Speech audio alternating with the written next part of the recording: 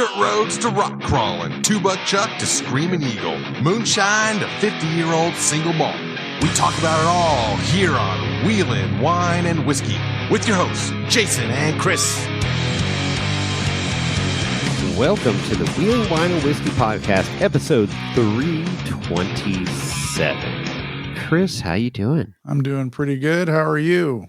Good. 327, that was one of the best Chevy engines ever produced. 327 cubic inches. Isn't that one of the engines that was in your Jeep at one point? It was the original V8 in my Jeep. It was the great thing about it is a short stroke, which the Toyota guys are familiar with, and it's good.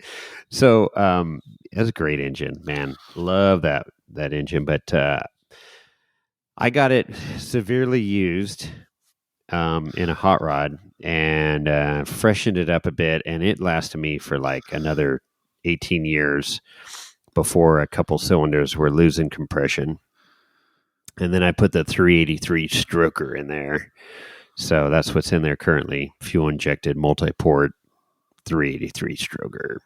The 327 was good. That was also my locker number at the previous golf course I was at.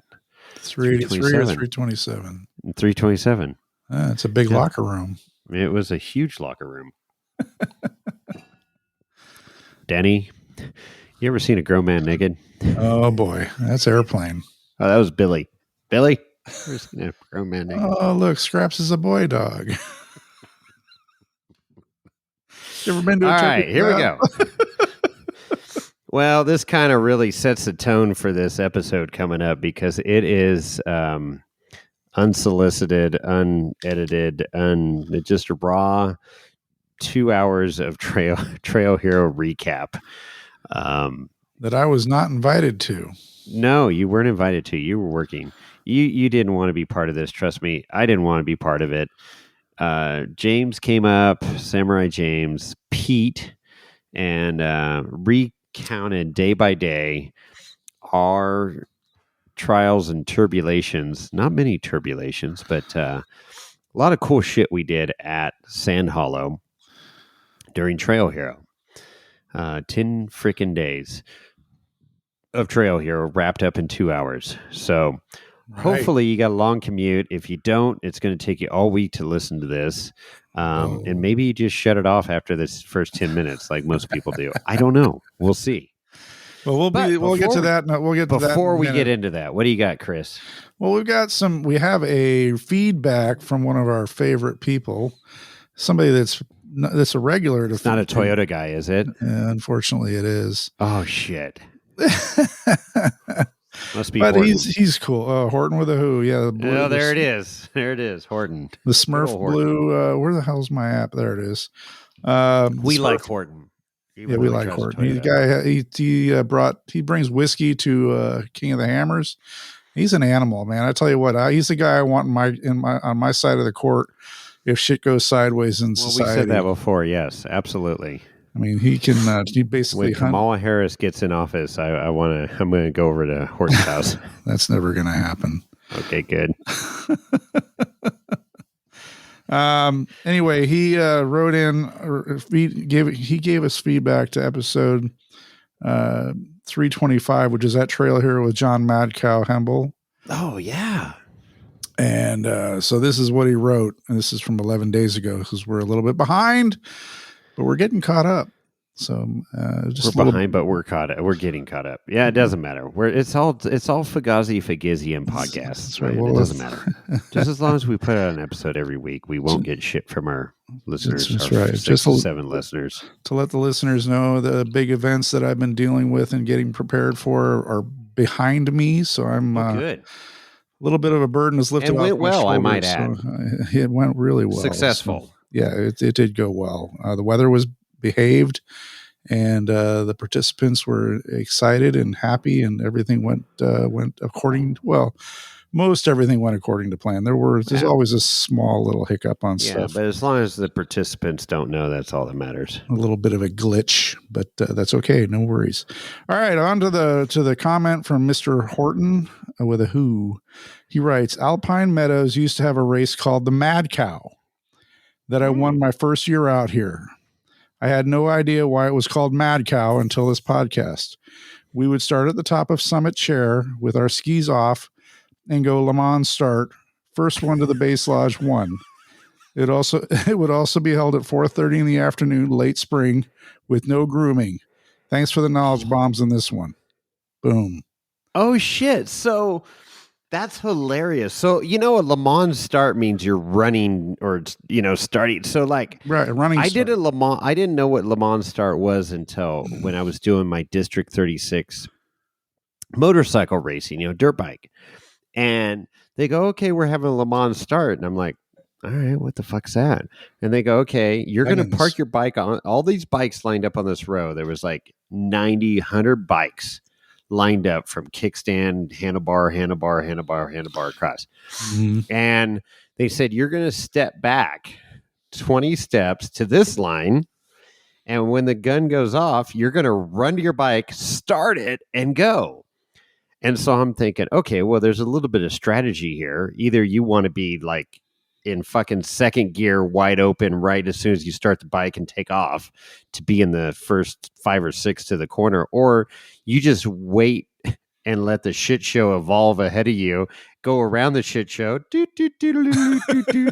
and then head out on your race. And that's exactly what I did. And I must have passed 60 fucking people in that first turn because everybody just wadded up in that first corner. If you weren't the first 5 or 6 people into that turn, everybody else was just piling up. And yard sale. Yeah. So I had the bike in first gear when I walked away from it on the kickstand. And luckily it started pretty easily, but yeah, I started and I actually kind of sat there and just watched to observe to see what was going on. Then I took off and wide and went around, but that's fucking hilarious. In ski boots running and flipping into your bindings and then taking off. I love it. I'd love to see that again. Kickstart your skis and go. Yeah.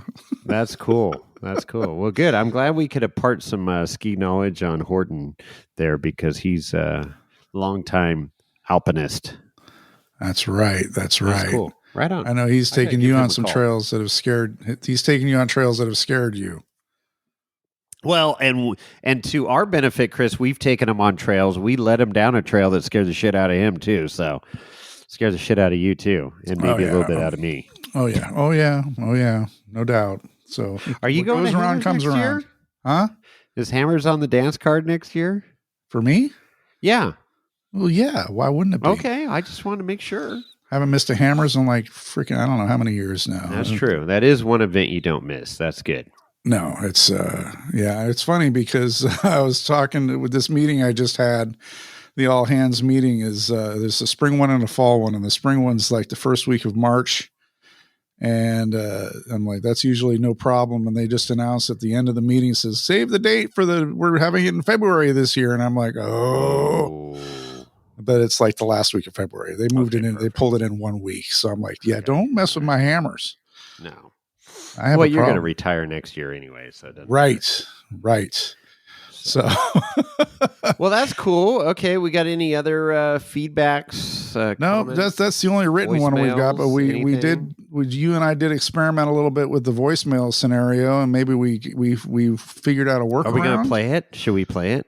I don't know. You want to cue it up? Let's try it. Let's try this. We've been working hard behind the scenes. Lorenzo literally has like buckled down the bootstraps. I don't believe and been like sweating, toiling like a mule should. I haven't seen him in months. Oh no, he was obviously he was hurting. He actually wanted to get in the hot tub with me the other night, and I said no. There's no donkeys in 11. Telling me he's working his ass off. He's working his ass off. And I said, go sit in that frozen pool of water over there. That'll be good for you, a little cold plunge. Pond and would he be did. Good for you. Yeah, the pond or pool. Pond would be good for you, natural spring. Anyways, he enjoyed it. So let's see if this works. Let's see how I'm waiting with bated breath here. Here we go. Okay. There might be a little bit of a delay. Hang on. Hello, boys. It's your man, Rover Don here. Haven't talked to you in a while. Who knows when you'll actually get this on the air because, technical difficulties and all that. Hey, you guys, on the side there, you like to talk about trucks and things, and obviously we know Fords are the best trucks. Yes. Unfortunately, I'm saddled with this, like a rock around your neck Chevy at the moment. And Chris, as the resident Dodge boy, I've always wondered, why do all Dodge boys feel the need to drive around with the tow mirrors installed? Do you guys have like special invisible trailers? Do you feel like the police are harassing you and you have to drive around with your hands up all the time? What exactly is going on there that you feel obligated to continuously have your tow mirrors out? I'm thinking that as the official spokesman for all things Dodge, you are the one to answer this. With that, enjoy the fact that Toyota suck, and we'll talk to you later. I got his Toyota suck in there. That's good. All right. First of all, I feel attacked. You should, as a listener of the podcast, if you are hearing this right now, please respond. Give me a DM, email, fucking send up a carrier pigeon, smoke signal, whatever. I need to know if that came through loud and clear. I think we got it. This is our test. Don Happel's great. Rover Don. And I love it because he hates Dodges and he hates Toyotas. I almost said Ford. I don't think he hates Dodges. I just think he's just busting my balls. Despises Dodges. That's a stronger word than hate. Toyotas. Holy shit. And just in my defense, and I feel attacked, I do not drive around with my mirrors in the tow mode. Right. Unless have the camper on, because obviously I need to be able to see around my camper, or if I'm towing. If I'm not doing either of those things, the trailer, the mirrors are in their normal down and unerect position. Unerect in the non-blue pill position. I don't know why people do that. I see it all the time, and it bugs the shit out of me. I think they do it just to piss people off. It must be. I don't know. But I like the Corn Julio meme. I'm Corn Julio. I've never heard the hands up one. That's a good one too. But I also can say that the convex mirror, the smaller mirror at the bottom, is better. It works better when the mirrors are up. They work fine when they're down, but for blind spot and stuff like that. But again, I don't know. I mean, it's funny. I see people with them all the time, and it bothers me, especially when they're brodozers. It's like a brodozer lifted to the moon with their quad freaking steering stabilizer shocks and their right, and their rubber band tires and shit like that. So when their mirrors are up, and I'm like, that truck's never seen a trailer a day in its life. Well, I didn't know you were the official spokesman for Dodge. That's quite a high honor there too. Well, maybe not. For who? He said you're the official spokesman for Dodge. Oh no, hardly. I could be if they want to throw a lot of money at me. Dodge, Ram. Well, okay, this Chrysler, is good. Whoever owns them now, it's Fiat. I think it's Fiat. I think you're right. Well, no, they own Jeep, Dodge, everything. Back in the day when I bought my truck, they were owned by Mercedes. Yeah, that's right. That's right. They're bougie. That's where all you high dollar people went to buy trucks. Right. Now, okay, so that's great. I miss our voicemails, and I will say that was quality voicemail right there over quantity. So I'm going to just say we've got a dozen or so voicemails here. If this works, we'll get it going. We'll get our voicemail line back up and running. So you could call in now and say, hey, yeah, it was loud and clear. Man, Cody, the albino sand squirrel, we haven't heard from you in a while. So let's see if you're hearing it. And we're going to go back with that said, because there was a couple of the last time we played voicemails that Cody didn't come through loud enough and people couldn't understand. It was loud and clear on our end. So I think we got to figure it out. So if you understood every word, Rover Don speaks clear and concise, has, I think, at least a high school degree. Well, I know he does because he knows Toyota sucks. So he's very highly educated. So let me know. Let me know. Yes. High school education. Not really. GED. I mean, not even a GED. You just got to be able to point and grunt. That's all you need to do to listen to this podcast. So, with that, let's get some feedback going and see if this is working. If it is, it's game on Donkey Kong now. I love it. All right, we got to get going because this is a long podcast. We've already got 15-minute intro here. Let's just roll right into the shit show that we recorded this weekend in rainy, cold Minden. All right, let's do it. All right, here we are. Trail Hero Recap 2025. Got a few participants here in the home studio, Studio M, Minden, Nevada. Sitting to my left is none other than Samurai James that still hasn't changed his name since he bought a buggy 4 years ago. How you doing? Oh, I'm doing great. Thank you. How long have you owned that buggy? About 2 years It's now. been 2 years, yeah. 2 years. Man, the progression. Okay, cool. And sitting to the left of James, way across the room, over here, pick me. Well, his legs are over here. Big Pete. Big Pete, all the way from the West Shore. How you doing? How was the drive over? Pretty good. Good morning still for 12 more minutes. I noticed the weather got a little inclement and you decided to drive the Cadillac instead of the Dodge. So I made my decision and I stand by it. Okay, there you go.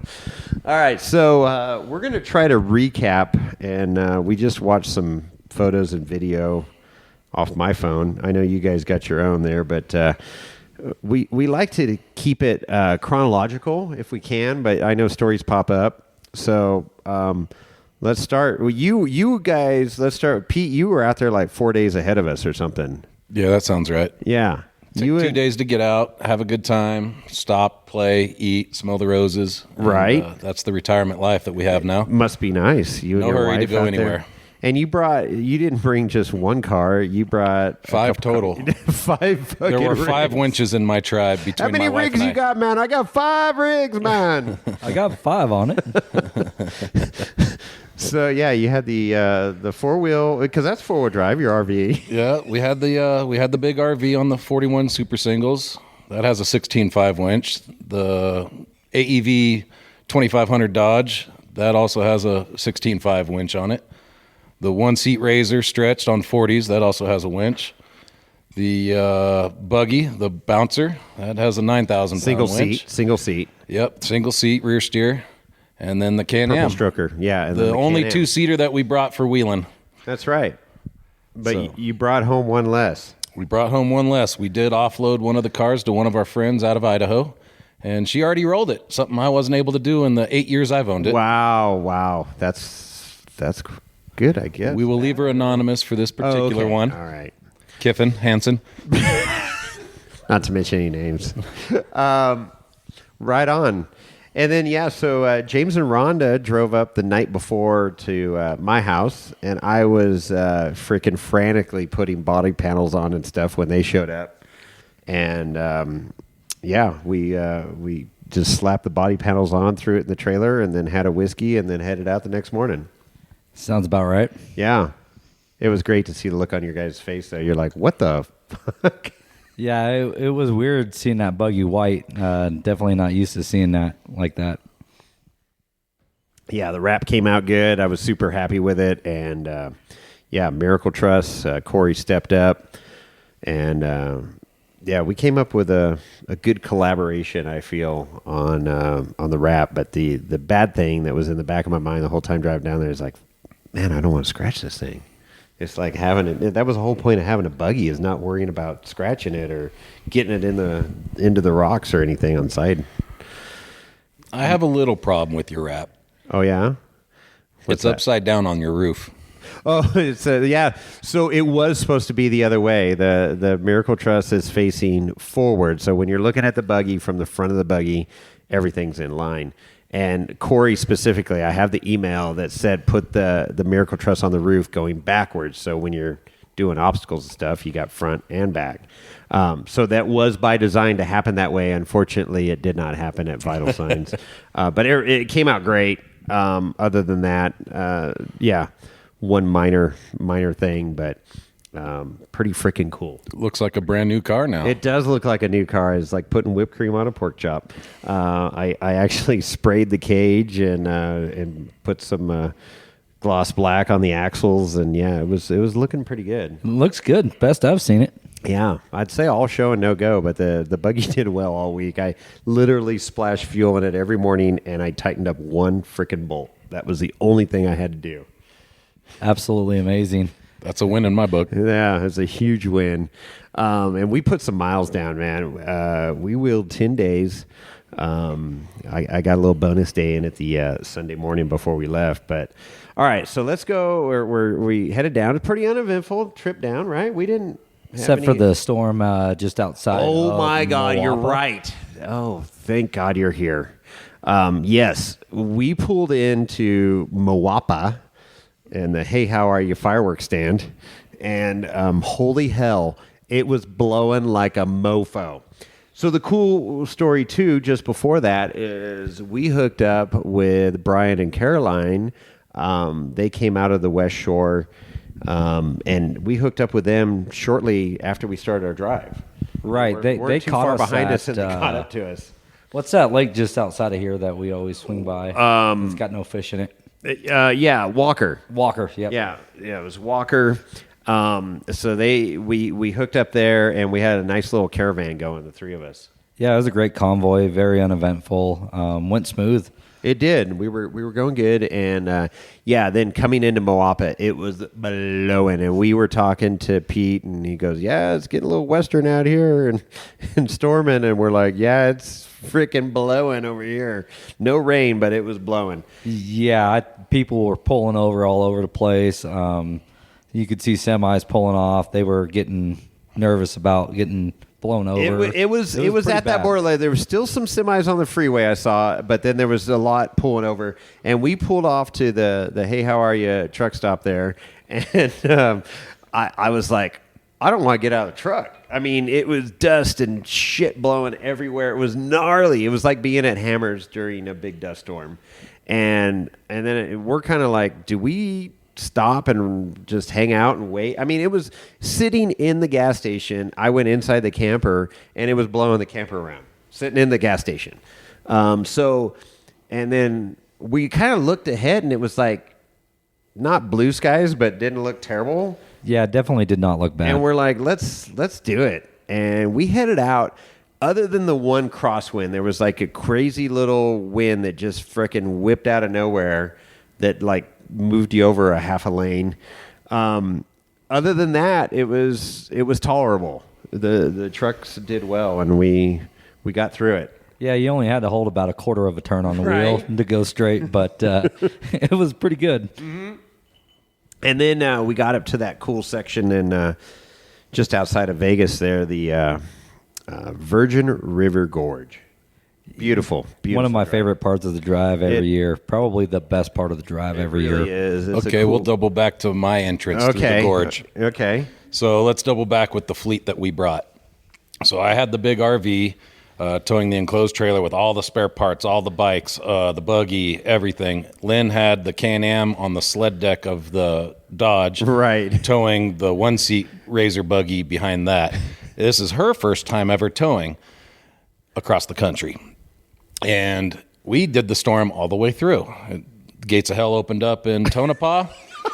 We were blowing sideways. The steering wheel was at a 45-degree angle to keep it straight, and then the wind would die down, and you'd go to the other lane, switch, recover, and then saw that wheel back and forth until you centered out again. Nice. And then, again, the gates of hell opened up where everything, the winds, 60, 70-mile-an-hour winds, cars upside down on I-15 between Vegas in the Virgin River Gorge, which usually is my favorite spot.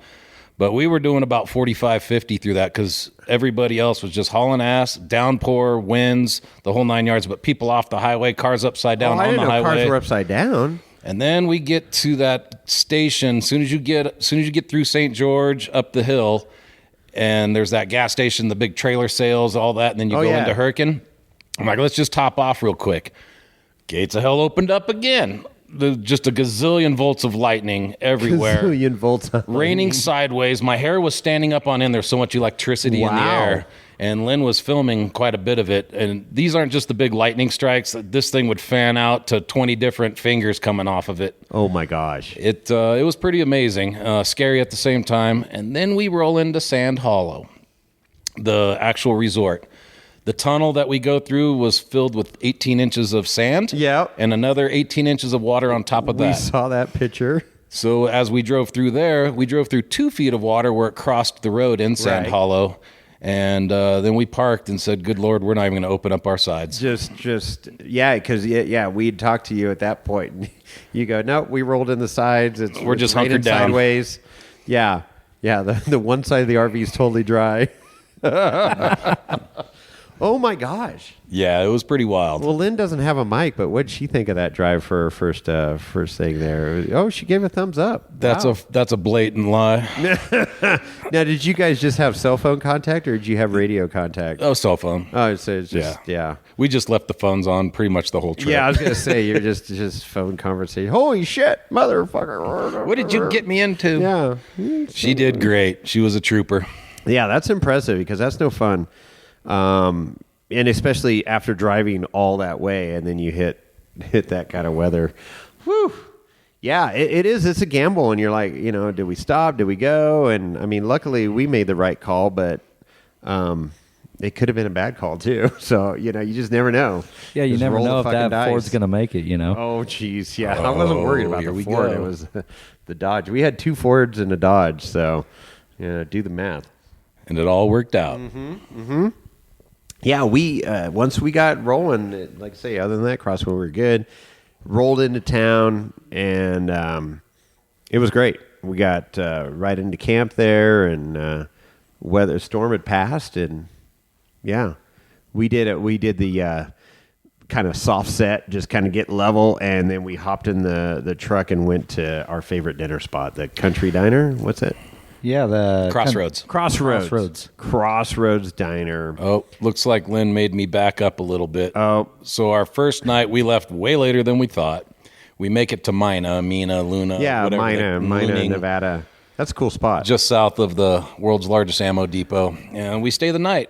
And then the NHP comes with an absolute fleet of vehicles turning everybody off, northbound, southbound. You get off the highway. The highway We're patrol. like, oh, this is going to be cool. So we walk out from where we're parked, and here comes these big, huge generators and buildings that I've never seen on the highway before.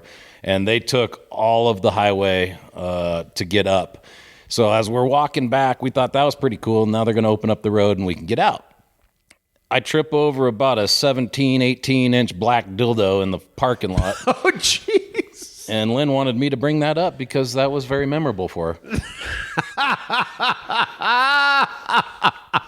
So I forgot. This wasn't that uneventful of a trip. I forget the necessities and the details. I don't even... Thanks for the addition, Lynn. All right. On that note, I'm glad Lynn doesn't have a mic. You still have the explicit on your podcast, right? Yes. Wow. And that was just laying there at the truck stop. I was dragging my feet like I usually am in the morning, and I tripped over it, and she goes, "What was that?" I go, "Oh, good Lord." Oh, good Lord. That is a punishing toy right there. Mandingo. Mandango. Okay. Onward and upward. Even Lorenzo just left the room. He's like, I'm out.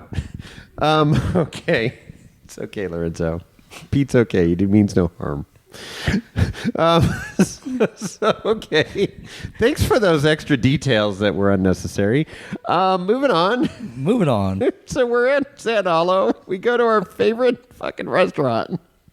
Thanks to Brian's Uber service. Oh my God, how cool is this? So Brian's got this badass Super C motorhome, and we really only had Pete's truck to go to the restaurant. We couldn't all fit in there, so Brian's like, "I'll drive." and we all pile into the motorhome. Oh, it's so great. Party bus. And head down to this cross country diner, and we've been doing this 3 years in a row, 4 years. This was our 4th year, I think, in a row. Yeah. So freaking good. It's a simple little train car and little kitchen, and they literally do this gourmet, food, and they got this killer poutine, sandwiches, Cuban sandwiches. God, I don't even remember what I got, but I loved it. And then they make fresh baked pies, so you grab one of those to go for dessert. But it's a ton of food. Yeah, it's definitely at least 2 meals that you get. Right. And it's like $12. I mean, yeah, it's not expensive. You can't go wrong. And the menu's the size of an encyclopedia. It really is. There's something for everyone there. There's the normal stuff, and then there's these specials, and yeah, it's funny because they instead of giving you a number, they give you a state, a little card with a state, and then it has all these fun facts about the state. I think we were Tennessee or something, if I remember right. But yeah, anyways, it's a great restaurant. If you ever find yourself in Hurricane, Utah, look up Crossroads Diner. You will not be disappointed. Unless you're afraid of getting cold. That's true. The coldest air conditioning known to man is inside that train car. Although this year they didn't have it cranked and it wasn't that hot, but last year it was so freaking refreshing. It is literally like going into a walk-in cooler. It is beautiful. It really is. It's a great thing. James's happy place. This is your happy place, right? pretty much, yeah. Yeah, that's what I figured. So we go back, maybe had some whiskey or something, and then went to bed. No night run. We did not do one freaking night run this whole trip. I did a bunch, one even by myself because you guys didn't want to play. Oh, that's right. Well, you had to test your buggy. Oh, well, yeah. The problem is we were talking about night runs, and we had every intention to do a night run, but we were being responsible adults because when we got back after wheeling, having great days of wheeling, the whiskey started flowing, and we're like okay, rainwater. we cannot operate a motor vehicle at this point in time. Well, we could, but it wouldn't be safe. Yeah, not that it we're was safe when we're definitely sober, not but safe. we're like, this isn't a good idea. So, yeah, you did do a test run one night with the Purple Stroker. Did all of you were Nasty having Half some all by electronic myself. Issues. Yeah. And we were on standby if we needed to go recover, but you were fine. You came back within like 20, 30 minutes. So Saturday morning, we set up camp, and then we headed out. Did we? West Rim. We did West Rim. That's right. We had called Dana and Gary Gilmore from Texas, our friends we met out there many years ago, and we always see them at this event.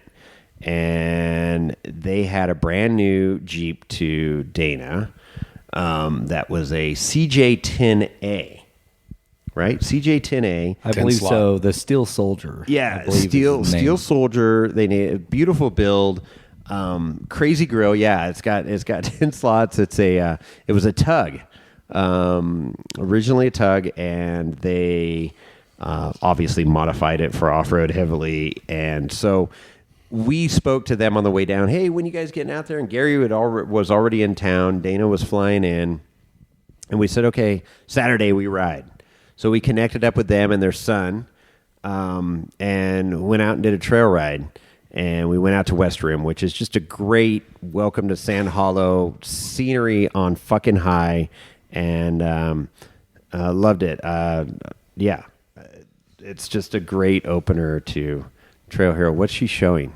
Yeah, that's when we got halfway out, I think, West Rim, and the Steel Soldier had a little fan issue. Yeah, a little electrical. Little fan. Well, turns out it wasn't just a fan. It was a charging issue. They had low voltage. Yeah, that's right. Low voltage, dual battery setup, but they were having low voltage, and the fan shut off, and it started to overheat. So that's right. We thought, the fan was bad. And so we were running jumper wire and stuff, got the fan going, and come to find out, it just the system wasn't charging, and there was a bad connection to one of the batteries or something. Yeah, One battery was good, one battery was bad. Basically, one side of the system was charging, and Right, the other side was right. not getting any power. So, and New Car Blues, you know, figuring stuff out. But it's cool. They figured that out, you know, the first day, and they had a good rest of their trip, I understand. Yeah. Because yeah. we connected with them later in the few days later, and they were on another run, and we crossed paths as you do out there at Sand Hollow because the trails cross over each other or right next to each other. And yeah, it's pretty cool. But West Rim's beautiful, and a lot of options off of that trail around. And so we hit some of the key spots. We hit the toll booths, and I got some cool video and photos going through there. And then did we hit Flintstone House? Yeah, after we that? hit Flintstone House, and then Yep. after that we did Dead Broke. Death Row. Oh, Death Row. or We did Death Row. Death Row. Yeah, it's like, well, we went to the top of the world, right? First, or did we go to Death Row and then top of the world? Yes. Yes, something like that. We're not sure the order. Both boxes were checked. Yeah. But top of the world was, we had to go hit some of these key points overlooking, you know, that valley down below. Warner Valley? Is that Warner Valley? Warner Valley. Yeah. Okay, good. I'm learning my way around that place. But again, just if you've never been to Sand Hollow or Sand Mountain, technically is what that area is called that you're wheeling in. Go do West Rim first and get the fucking scenery and while your rig's running before you break it. Yeah, that, and it'll also get you acclimated to the ups and downs out there. There's a lot of very, you know, the trail is very friendly, no consequences for the most part, but they're very steep climbs and drops, and so it'll help you get used to what Sand Hollow is about when you do that trail and get that out of the way and kind of get used to how steep and what you can climb and what you can't. And that's another scary thing about Sand Hollow. Everything's very unassuming, and all of a sudden there's a 14-foot V-crack wall in front of you. Yeah.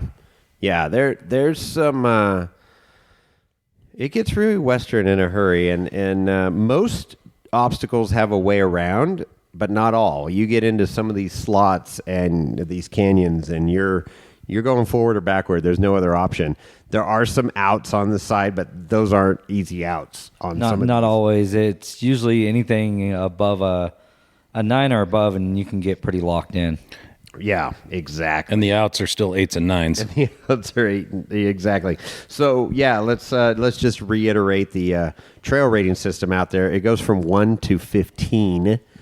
Okay, and you know, you start getting a 4 or 5 rated trail. That's beyond a stock rig, heavily modified and stuff. You get into you know, 8s and 9s. It's really freaking western. That's buggy country.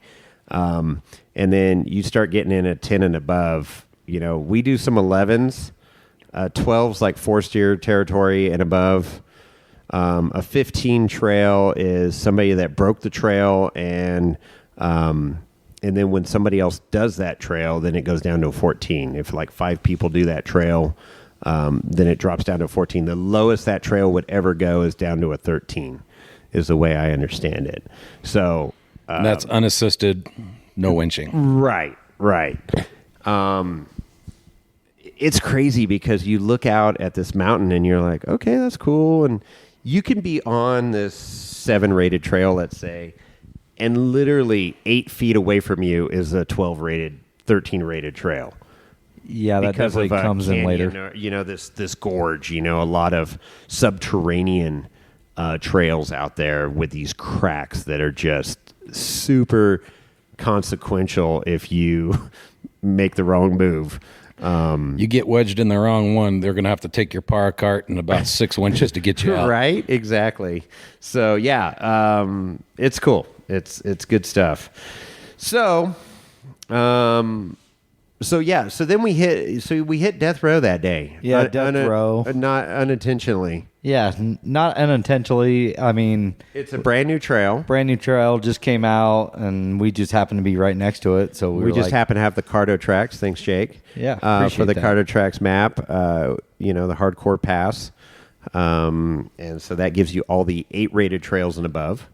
correct. And that's $200. It's a great way to go for the buggy life that we do because It does get you all the hardcore trails, and you're supporting the Trail Hero event. You don't have to go on the organized runs, if that's not your thing. And we like to do our own thing out there. Not to mention the raffle at the end. And, well, that's it, the raffle. So what are your raffle prizes, James? You get there's a set of 42 BFG red stickies that are in there. Warren always donates at least a 10,000 nice pound Warren, winch. ion winch. Yeah. So yeah, your top prizes, and there's, your chances of winning are pretty good because you must be present to win, one.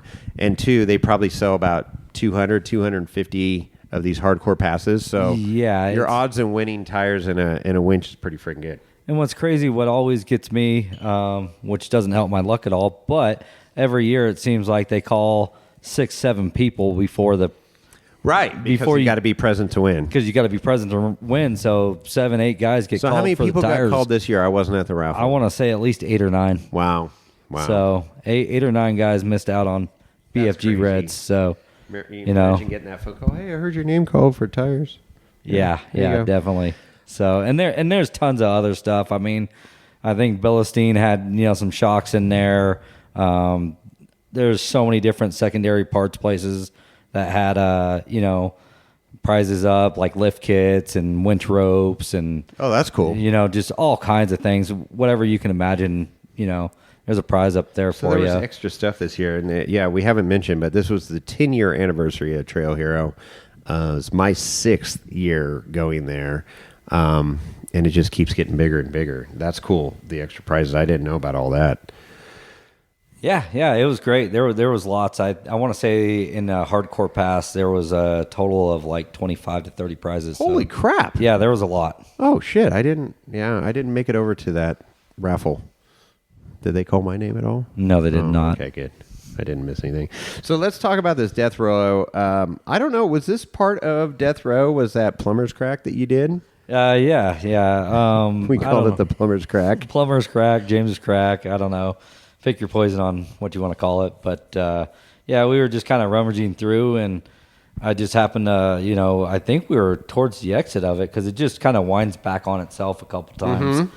And I just happened to look to the right and looked like a really interesting bonus line. And I don't think it had been done. I didn't really see any marks on it. There was hardly any tire tracks. There was like tire tracks at the beginning, but not like beyond. Yeah, it's like somebody tried to put tires, but then that was it. And then you could see where they diffed out a little bit, but there was nothing above that, I believe.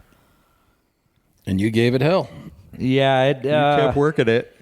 Yeah, it definitely was not the easiest obstacle on the initial start of it. It's one of those that you kind of got to do a little bump and run to get up to where you can crawl. And so it took me at least a half a dozen tries, I think, before I finally got one that stuck. Yeah. And but you had to bump it. You had to hit it with your purse at the bottom. Yeah, you really had to hit it. And then once you get past a little bump up and run, you're over, I'd say, at least, a 15 feet deep crack. So you're straddling a crack. And it's a pretty good up climb. It worked out good, though. So worked out real good. I had my trusty lookout up on top. Thanks, Jason. So I didn't get too fucked off. I was just keeping you from getting too much crack. Because I know you like the crack, so I was just making sure you weren't getting too much crack. That crack was like a good thigh gap. It was 3 feet at its narrowest point.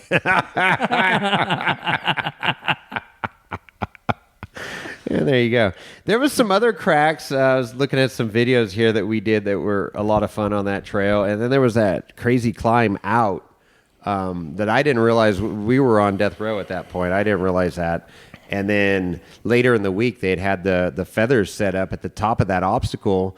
And apparently we didn't go up it. We went down it. Right. We went down it inadvertently. And James was the first one. He goes, "Oh, stay to the left." And I crested over this thing, and I'm like, holy hell, that's fucking steep. Yeah, it was very steep. I actually hopped out of my buggy before we went down to make sure I wasn't dropping off, a cliff because it was so steep. So, but if you went to the right side, it had a pretty good drop off. You just stayed to the left, and you could roll right down it. But it was still really, really vertical. Probably like similar to you got to be totally nuts or something like that. steeper and shorter, then You Gotta Be Totally Nuts. As a matter of fact, I don't think I've ever seen anybody roll on You Gotta Be Nuts. But a lot of footage that we saw after we went down that, people trying to climb it, the success rate's not that good. That's what I was going to say. Good point. Because I've been watching these recap videos and stuff, and people that were there at Trail Hero, the YouTube videos, and everybody going up, and I'm like, oh my God, we went down that. And I'm like, and it's gnarly. I mean, even on video, it kind of gives it some justice of how steep it is. Yeah, so. It's pretty crazy, and I had no idea where I was going, so I think we went down when we were supposed to go up that. I'm not sure how that trail routing was. It's supposed to go up, yeah. Strong chance we did the whole thing backwards. Yeah, we totally screwed that trail up, but we got to do a lot of the obstacles in different directions, which is cool. So then came back to camp and then met up with John Himble and recorded my first podcast with him of the week. That was cool. Mad Cow Himble got the speed skiing, 153.1 miles an hour speed skiing record. Had to go to France to get that. Yeah. We don't have anything steep enough for him to do it here. It was a really cool interview, a great opener to the week. I told him, I'm like, the last couple of years I tried to coordinate, and it's just busy down there. Everybody's got their thing going on. It's like, hey, let's record. Oh yeah, I want to record. And then, before you know it, it's Sunday and you're packing up and going home. So, got this one hammered out early, which was awesome. And enjoy that. So if you have not listened to that episode, go back a couple episodes back from this and check that one out. It's definitely worth listening. He dropped some knowledge bombs during that one that I did not expect. Crazy knowledge bombs. So, and then after that, we ended up golfing that night at Crush Golf. Yep, Uber Brian to the rescue again. Yeah, the frickin' the land yacht. The land yacht came through, and we ended up at this Crush Golf, which is like a Top Golf. It's basically bowling version of golf, and a lot of fun. You don't have to be a golfer to have a good time, and we had a lot of non-golfers there based on their swings, and they had a good time. Yeah, it was absolutely great. Ran into Gary and Dana and their son James again, and it was a blast. It was a good thing that James did not have the right clubs, because I think he would have put those over the net. Yeah? Yeah, he was, I think, just with one of the irons, he was hitting halfway up that back wow. net. So wow, he's got some power. Yeah, it was fun though. That was a good night. We got to meet up with Eric and Dolly there, who normally is camping with us, but they're retired lifestyle and like busier than they've ever been, and unfortunately they had a family wedding to go to, so they were bugging out that Sunday morning to head down to the wedding there, or was it Saturday? Sunday. Something like that. I don't know what the day of the week was, but so then the next day we went and hung banners with the Plakes. Went out and did Chain Reaction, That's I believe. Right. Chain Reaction, super cool. We should list our cast of characters here. We had Dave Ainsworth in our camp with his 4-steer, really lightweight PTM buggy. Yep. And then, of course, we had James and Rhonda. We had Pete and Lynn. We had myself and Christy, who doesn't want to be on mic. And then we had Brian and Caroline. That's right. And let's see, who else? Had Roger. Oh, yeah, Roger. Was Roger Dodger on that one? Not early on. Keith was there. Keith was there. Keith and Cash. We can't forget Cash. Cash. It's really all about Cash. And Keith doesn't listen to the podcast. Yeah, that was our main group camp that we did. And then we hooked up with people on the trail. But it's always fun to wheel with Glenn and Kimberly. Oh, yeah, Lenny LePage came in the next day, right? Lenny and Mary Lou. And Isaiah. Isaiah in his Toyota, which he took a little nap in apparently later in the week. He turned his truck into a 2-stroke. Yeah. So it's good stuff. We had a nice camp. Let's just, I'll interject right now. I think this was the best year at Trail Hero, being chill. Everybody asked me, what was Trail Hero like this year with the fairgrounds and stuff? I liked it better personally because it was quiet. The chaos subsided. And I like seeing everybody and stuff. But we saw a ton of people out on the mountain. We went to the vendor show 2 times. I went 2 times. One was just like a quick hour to meet up with some people, and then we went on Saturday. So it was a little disconjointed where like normally I'd be at the trade show a few more times because it's right by our camp. So there was that disadvantage. The concerts, we could literally sit in our camp and listen to the concerts, and we didn't have that option this year. Right. But other than that, the police force, if you will, or park rangers or whoever they were, I saw one park ranger the whole weekend, just waved at us, didn't give us any crap. Where last year it was like you were on pins and needles if you were going to get pulled over for anything. Correct. And it sucked last year. It really did. A lot of people had that concern, and hence part of the reason for the move. But the only hassle factor we had was coming out of the fucking tunnel, trying to get back to camp, and they were like, "Okay, are you camped here?" Yeah. Well, okay, we got no way to prove it. They don't give us a pass for our buggies when we came in, and then they're like, "You need a pass," and so we had to go to the front gate and get a pass, and James got shuck down. That was a fucking funny-ass story that night when you were... And the front gate's not exactly down the corner. No. It's the 3-mile drive each way to the front gate. Yeah, from our camp, it's like 3 miles to the front gate. And they're like, "Oh, you need a pass to prove that you're here, and then your flag needs to be orange or red, and we're all flying American flag. America, fuck yeah, fuck yeah." And anyways, so I had some orange and red flags in my camper that I had passed out to everybody. And anyways, it was just there was a little bit of hassle factor at the beginning of the week there, but other than that, we were fine. And I get it, and it's literally like younger kids working there that are just doing their job, but. Yeah, James got a little irritated one day. It's just like they pulled out every stop to try to make you buy something extra right there. It's like, they had flags for sale. Your flags are a foot short. Here's a flag for $50. Like, yeah, no, sorry, like, I'll take my chances. I'll be fine. Yeah, I'll be fine with Old Glory flying up there. Old Glory. So plus, as high as they wanted them. I mean, with the stuff that we were doing, that you'd probably rip them off. Yeah. So it just wasn't like realistic. They were just educating. They were educating people and stuff, and that was fine. So I'm looking through pictures of joint effort. George was there. George is great. He's high school friends with Glenn, and he's an avid skier as well. So it's always fun, and George is always at King of the Hammers and stuff. He's got a badass Jeep that he raced at Hammers a couple years. So... we had a good group that day. Yeah, it was a really good group and made some interesting wheeling on chain reaction for sure. We did. I'm looking at this crack that Kimberly was all effed off in. That was pretty nasty. And then Dave crawling that wall. And then we had that little V crack we crawled that was like straight up and down. Yeah, that was crested. Great. It was just enough where with our wheelbases, you crested your front tires over. So it didn't feel great, but it wasn't terrible. Yeah, and I was just short enough where I didn't get to crest over and have her to give it a little bit of onion to get to where you guys crawl. Hit it with the purse a little bit. Yeah, we crawled right up. That was sweet. We'd be remiss if we don't mention Brian and the little Kawasaki that could. Oh man, that guy is something else. Yeah, Cowie that could. Some of the shit he pulled off in that thing, I'm like, there's no way he's making it up. And then he's like, doot, and made it. He ripped the give a damn right off the wall. He ripped the give a damn right off the wall. He absolutely did. Nice. Very impressive driving. And I don't know if it's just ignorance or he's just a really good freaking driver. So little maybe column A, little column B.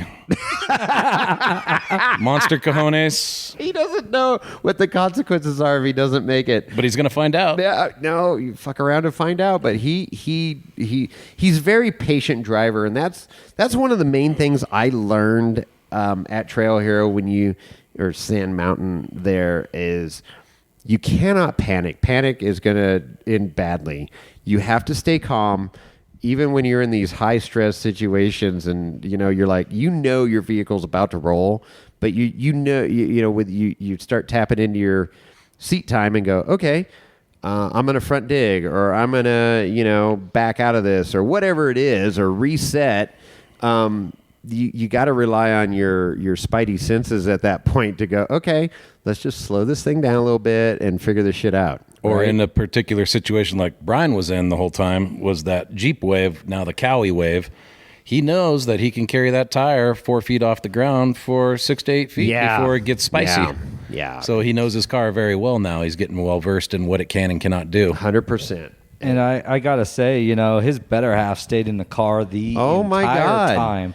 And even Rhonda was like, yeah, I would not be in there. She definitely got that Brass Chi-Chi's award on Brass Chi-Chi's award to Caroline. Brian might not have let her out because some of those, he needed the counterweight. He was that close to rolling. If someone was not in that passenger seat, he might have gone over. It was that, it got spicy many times. I mean, I'm sitting in my buggy watching this stuff and going, oh my God, Becky. But yeah, he did it. He did it. Yeah, he kept up the whole time. I think throughout the whole trip, I think he only pulled line twice. So yeah, and old Glenn Plake was running around like a freaking mountain goat with the 22 caliber fucking hammer there, nail gun, hanging manners, and it was cool because he didn't know I had my buggy wrapped, and I pull up at the beginning of the day. He's like, "Holy Miracle Trust, Batman!" And he goes, "All right, you're hanging the Miracle Trust banners at the shoot." And so when we finished up the day, we ended up at the shoot in the afternoon, and we got some cool photos and videos hanging up the Miracle Trust banners up there. So that was fun. That was pretty cool. Got to do that. Let's see. Are we still on the? Nope. So that was. What else do you got for the 28th there? I think that's about all I got. I don't think we did much after the shoot that day. No, that was it. We headed back. It was like around 5-ish. I've got on my timeline here. So we headed back, and we got back to camp at a decent hour every day of wheeling, and we left camp. It wasn't as the weather was so good this year. It got warm for 2 days, but not like Africa hot like last year. Right. And we got back to camp at a decent hour. Had great meals. We did our meal plan, dinners. That was really worked out really well with our group. Extremely well. Everybody took a turn. Yeah, and breakfast and dinners, and you guys, James and Rhonda, wake up early, so they were cranking out breakfast first thing in the morning, which was awesome. I could hear the spatulas banging off the Blackstone in the morning, and I knew breakfast was my favorite wake up alarm. Isn't that a great Pretty alarm? good. So, yeah, we had some great meals, and it was very solid group this year, and zero drama in camp, which was awesome. And it was just fun. Just flowed the whole time. It did flow. And we didn't have any like hard and fast set anything. It was just like, okay, here's what we're talking about doing for tomorrow, and then we'd meet up at the tunnel and then head out. Yeah, it was beautiful. Yeah. So the next day, we got into, what was the trail we started out on, and you were on your side like within the first 5 minutes? So we went to go do triple jointed, which is actually the original joint effort. Yeah, that was interesting. Somebody, who was telling you that? Glenn Plake. Okay, Plake was telling you that. I didn't know the history behind that. And yeah, we're trying to find that trail, and we had it on our Cardo tracks. Correct, but the entrance to triple jointed, and what was some gnarly fucking trail? It was the 13 rated trail. Yeah, it was a 13 rated trail that we ended up on. Yeah, and Ron had pointed me into that trail, which it had a pretty gnarly gatekeeper, but it's still, even in the drag axle, I was like, we still might. I mean, it looked gnarly, but I thought I could do it, always. You got Dirka. You got Dirk. So after about 3 stabs, I actually made it halfway into it, which was not the problem, So once I got past the problem. First part, I worked it every which way. Couldn't make it up the second leg of the obstacle. So now I had to back out, and that's where I got into the trouble and ended up taking a little dirt nap and ended up on my side. Check that B-pillar kickstand. So I got to go my first fishing experience for you. Yeah. I'm just curious, were you using power bait or what? Yeah, power Stink bait, bait. rainbow power bait for you. with stripper glitter. Perfect.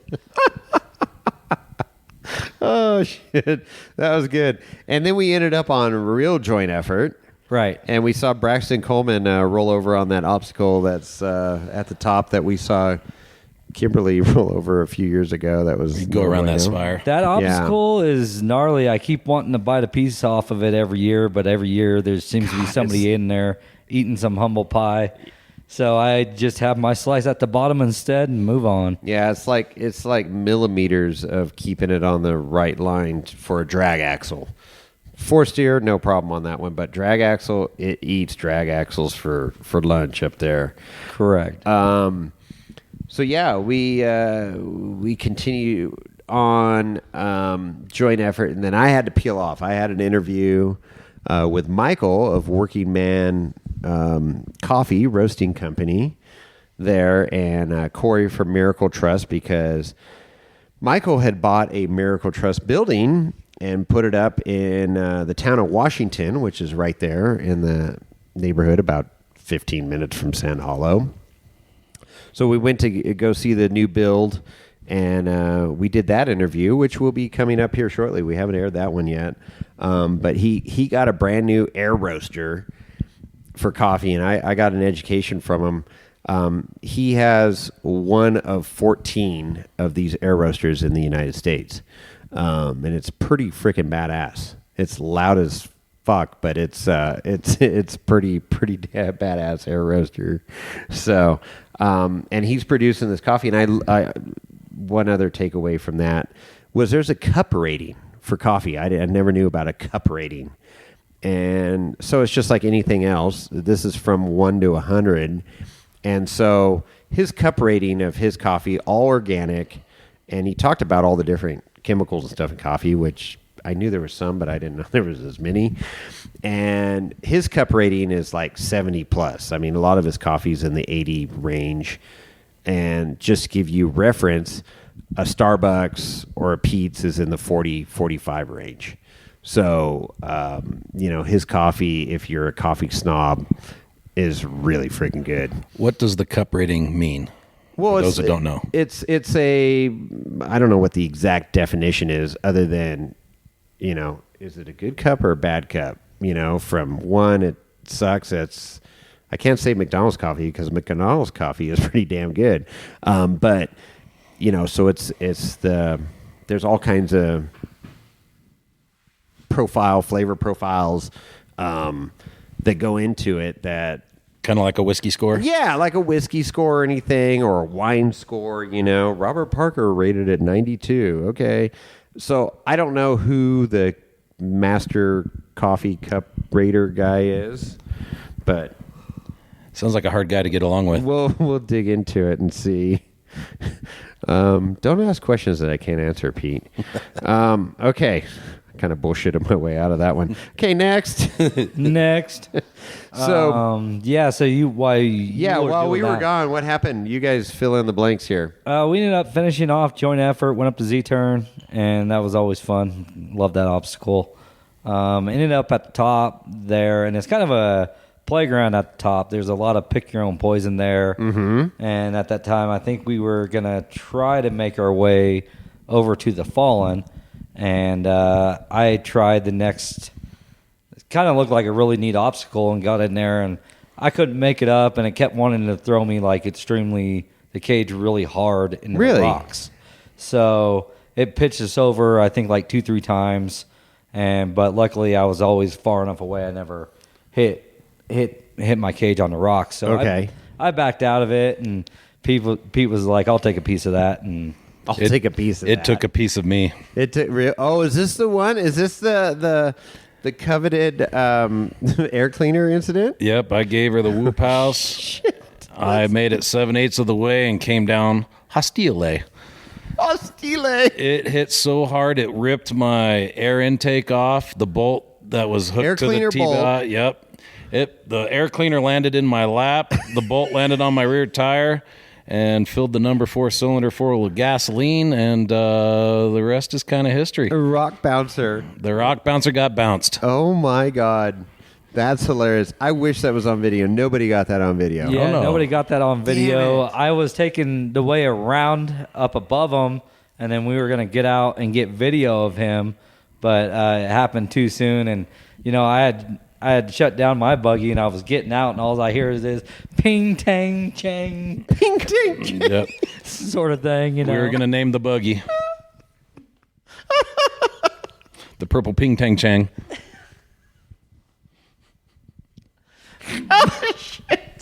That's hilarious.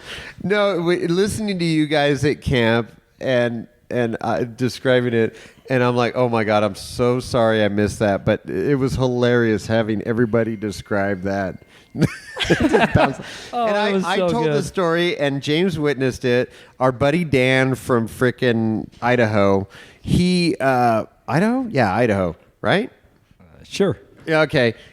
Wild Dan, crazy Dan, he got into the sluice box on 3, windshield 3, and he spun up his engine. It's on off freaking for his gas pedal. And he spooled that sucker up so high, it spun the supercharger freaking pulley off. That's right. Off the fucking, supercharger. And it landed and was spinning in the sluice box of 3. Yeah. And I'm like, what the F? He's like, oh, that's happened before. And literally 5 minutes, he puts that back on, puts the belts back on, and jams up the hill again. Damn. Yeah. Yeah. Mine wasn't that cool. Yeah. That's awesome. So, yeah, the buggy was not very happy with itself at that point. But we continued to crawl it. Yeah, we did. It crawled for a little bit, and then I don't remember what started. It kind of fell flat, I think, is what it did for you. Well, I saw gas leaking out of my headers. Yeah, And that I was figured not that was good. about it. Let's go ahead and tow this thing home and go through it. That's not good. Yeah. So we ended up. I think you made it halfway back, though. You made it halfway back. You were right next to Double Sammy. Right. When it quit. When it quit, and then I fell into that crack. Yeah, you fell in. There was a nice little crack right there. He fell into it. We had to do a little jockeying. I think we had 3 rigs and winches all 3 directions and get you out from underneath that undercut and that crack. And Then it was smooth sailing all downhill from there. All downhill. That's the main thing about there is if you do have to head back to camp, it's pretty much downhill. yeah, so I hooked up to him and started going, but I didn't realize at the time that he didn't have any brakes. So when we started down the first hill, Why no brakes? He tried to pass me. They're hydro boost. Oh, hydro boost With no motor. So you got 1, maybe 2 brake episodes with an engine not running. See, Correct. This is where the iBooster would be awesome. Electric booster pump. I love that concept for the buggies, and I'm definitely looking into that for mine. Yeah, it's gonna be. It's definitely something I want on either a Hydro Boost or the iBoost, but so far neither one of us has gone first to figure out all the what No, it's entails on of Pirate. it. So. We I went got- first. I got the hydro boost. Yeah, the hydro boost is great. I have that on the Jeep, and it is wonderful. But if you lose the engine, you got nothing. Yep. So after you tried to pass me, we hooked up Dave Ainsworth to the back of him. No, I was your brakes and I was Dave's polar. Oh yeah, excuse me, my bad. I'm a team player here. Yeah, so we got daisy chained in a row, and we just headed down towards the tunnel. Everybody was awesome that we came across. They always gave us the right of way, and we were able to get right through and on out to camp. So All right, so Monday night, we're only on Monday right now. We got to speed this up. I think we're about 50 minutes into this deal. crap. But Monday night was the opening ceremonies at the Rock Bowl, which is a super cool venue to Sand Hollow Resort, which is right across the street for us. So you can drive your rock buggy to this event. It's awesome, and it's the big kickoff party. Anybody that's at the event is there, and you just it's a freaking blast. They got a full bar, they got tacos, and it's a blast. And you get your registration for your trails, and your medallions and all that stuff for the event. Get your merch. You can get your merch. They sold out of their 10-year anniversary shirts like within the first hour. And I'm like, Jesus, they should have. And then I'm like, are you getting more? And they're like, no. I'm like, you guys missed the mark on that. There should have been a lot more of those shirts available. I ended up getting a sweatshirt, but it was like, dude, how do you sell out on the first day? So, anyways, a lot of fun. Saw a lot of people there. Shannon and Jess Campbell. You got Jesse Haynes. My God, I mean, you just everywhere you turned was like the who's who. Yeah.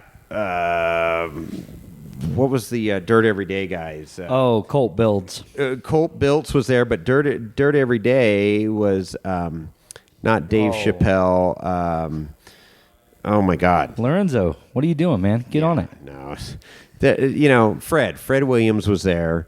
It's just cool. I mean, it's just and everybody's just there to have a good time, and super approachable, and it's hard not to get caught up in the BS sessions. Oh my God, yeah, the storytelling and BS sessions are awesome. It was a great night. So yeah, then we headed back to camp, and we have dinner after, I guess. I can't remember. I think we. Probably. It was, yeah. Yeah, it was after. I don't remember what we did that night. It was a fun... I'm going to guess that was pizza night. No, that wasn't pizza night. That was something else. But anyways, it's good times, and we went back to camp and just hung out and enjoyed. And then the next day, we went out. Okay, so this was Tuesday. Yeah, we had a Fallen, I believe. And then we ran into that Jeep group on the Fallen that had about 40 rigs. Oh, you're right. We tied went up by the... Yep. Yeah. Yep. That was it. That's where Lenny took a little dirt nap. Yep. But he was he was recovered by the Canadian machine. That's right. The Canadians saved him. Hey. What's that about? What's that all about? So that was cool. And then some of you guys did the crack because we bypassed the Jeep group, and they were working the Z-turn and everything else. And the crack was wide open at the very end. And I got video of Brian going up, James. Rhonda drove that. Rhonda drove the crack. That's right. That's right. Let's give a shout out to Rhonda. She drove that whole trail. The Fallen. That is no joke. That crack. It's all about the beginning and getting set up, because I rolled over there a few years ago. I got too high up on the wall, and then the driver's side went down into the crack. You're literally. I mean, you watch videos and you're just on a drag axle, you're literally just hanging on the sidewalls of your tires, holding on by a thread. And the side-by-side trick is you actually have to back up all the way passenger side to even get on that line. Yeah, I would imagine the side-by-sides can't get into it. Yep. And they don't have enough flex to get in the way you buggy guys do. Right. So super cool. At the top of the Fallen, which is my favorite trail there, is the memorial. The war memorial, and you go through the Fallen, and it's all these major wars, conflicts, yeah. Major conflicts, world conflicts, and then you get to the top, and there's this memorial, honoring every section of the military, and they got a flag up there and stuff, and so super cool. And so we were up there, and I got the Bluetooth to the buggy, and it connected, because anytime I get close, it like automatically connects. It's a Kenwood. I love it because it's like I can go off, disconnect from the buggy automatically, go take photos, come back, and it automatically reconnects for my stereo, right? And I'm like, oh my God, I'm standing up there, and I go, I got to play the Pledge of Allegiance. So I played that, and everybody's like taking their hat off and shit and doing our thing. And then we got down there, and then I'm like, Rhonda went back up there, and she was filming, and I'm like, oh, we got to do that with the, we'll get the end of the Pledge of Allegiance, and gentlemen, start your engines. Yeah. What? Isn't it not the Pledge of Allegiance? Star Spangled Banner. I'm Thank sorry, you. Star Spangled Banner. Star Spangled Banner. Whiskey's kicking in. Yeah, it really is. So that was great. The Star Spangled Banner, and I was like, okay, this is freaking great. It came out great. Rono took an amazing video. Did the gentleman start your engines, and everybody fired off their big V8s except Pete. And I was in my Canuckistanian rig that day. Exactly. So that was awesome. And then I'm like, let's go check out this new trail called Crazy Yates. Well, hindsight, I wish I didn't fucking say that. No, it's good. It's a great trail. Holy hell. That was insane. That was the first poker moment of the trip for me. There was a crazy crack we did at the beginning down to, and it like the transition from the rock to the sand was not a good angle. no, it was pretty off camber, very steep. Adding to And I didn't adventure. see any tire tracks on the sand where I went down. I mean, obviously it blew out, but I mean, somebody had been down it, but it got pretty western. That's our local trail that's not on the maps, so it's one of those if you know, you knows. Yeah.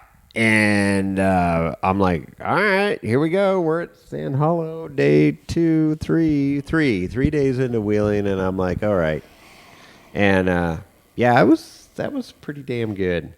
So we dropped that obstacle, and then it's just a big rock out in the middle of the It's a desert. 2-acre rock that has about 8 lines on it. Exactly.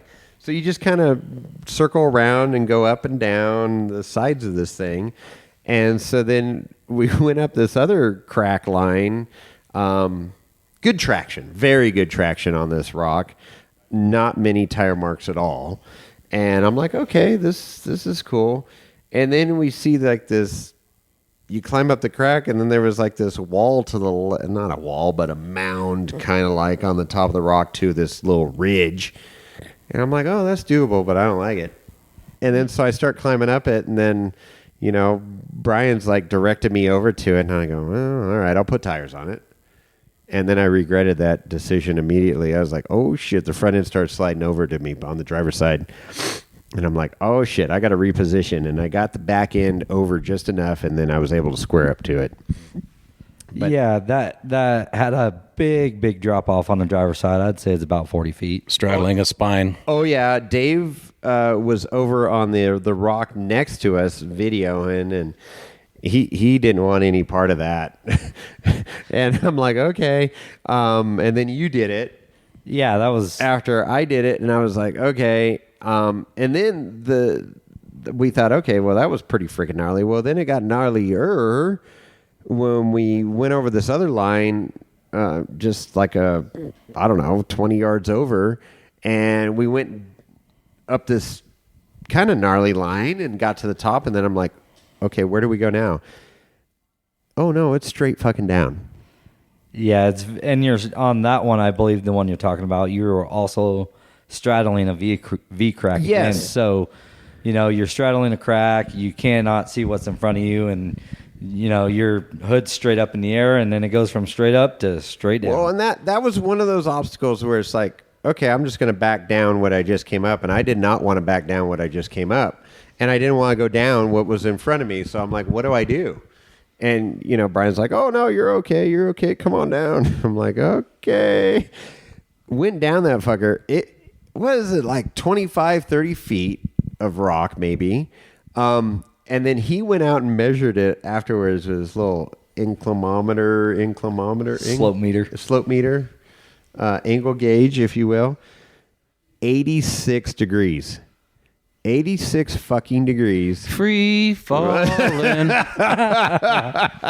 But this is where stickies and everything just come into play on the buggies, and it's like, holy hell. And it was a controlled, descent. I wasn't like out of control slide, and it actually hooked up better than I thought, but it was not a comfortable descent. No, it definitely was not comfortable when you came off that. And then when you hit the sand, you kind of got a good run out, but it's still like, till you hit that sand, it's like, holy hell. Mm-hmm. So, yeah, that was, Crazy Eights definitely lived up to his name. And it's, You look at I'm looking at these pictures right now. It's just a silly rock formation that you drive by and go, no, I wouldn't drive in or around or on that thing. But And of all things, side-by-side guys are the ones that found that. Really? Yeah, it's nar. It's cray. Oh man.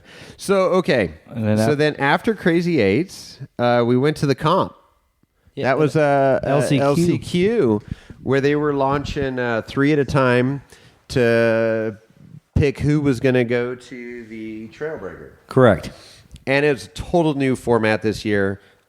I liked it a lot. There was a lot of action, a lot of stuff going on with 3 rigs at a time. Some of them fighting for the same obstacle. Yeah, the start was wild. You know, you got 3 guys, and there was 3 ways they could go, but it also, you know, had that way is not too bad. This obstacle, that's crazy. Yeah. And then, okay, this one's not too bad. Then you had too. Absolutely Stupid going up that wall to a ledge to another ledge. And that honestly, I didn't think was possible. Looking at it, I did not think anybody was going to make the up on that, and it was not easy. No, it was not everybody easy. Fought for it, but when the first person to crest it, I'm like, what the? There's a S turn of a crack going through this straight up shot of a mountain, literally, and so you got to navigate the crack and the initial step up on the ledge. I mean, God, that ledge has got to be at least 10 feet. Oh, easily.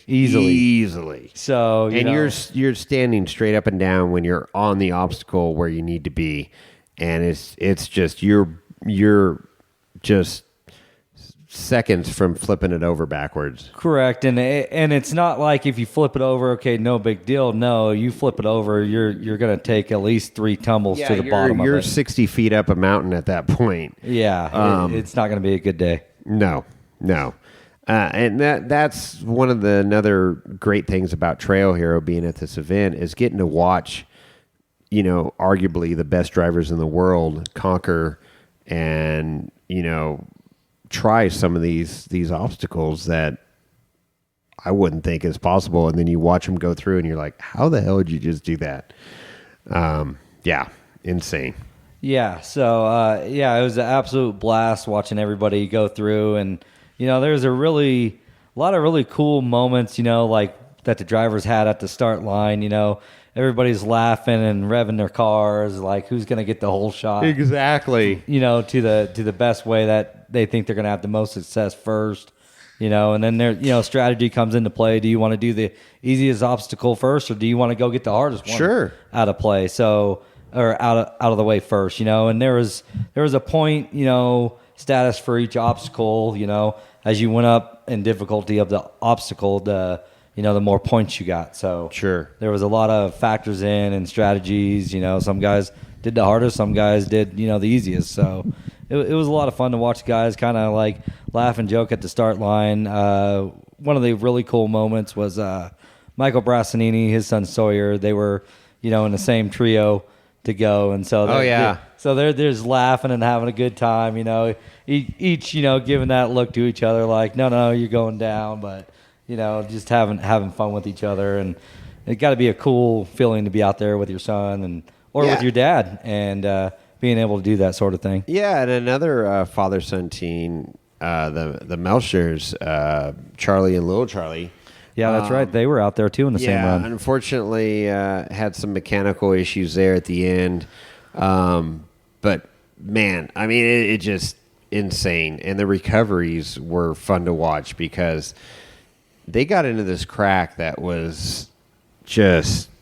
It was carnage. It was absolute carnage. There was a couple guys. Stupid. That's the twist with the undercut. Yeah. And it was just like... And these guys are in there working every angle possible. And then when you break in something like that, it's just like, okay. And they got, you know, Charlie didn't have steering or anything, and it was a 3-winch operation to get him out. And I was cringing. Oh, yeah, no. Watching the stress put on these lines and the vehicle, and I'm like, oh, this is not good. But it worked out. I mean, not only do you have some of the best drivers, you got some of the best recovery people out there because they live and wheel Sand Hollow and have done some ridiculous recoveries over the years. And, the knowledge and Woody is one of them that, I wanted to interview him, but we'll get that interview soon. But he's very good at fishing. Yeah, he's out. probably the master fisherman out there. Yeah. Anyways, I thought that was a great event this year. They changed it up. They kept it fresh. It was great for the crowd. Because the problem is you want to watch all this hardcore wheeling, but when somebody gets broken or stuck in an obstacle, it's a half an hour recovery, and you're just sitting there twiddling your thumbs as a viewer going, okay, what do we do now?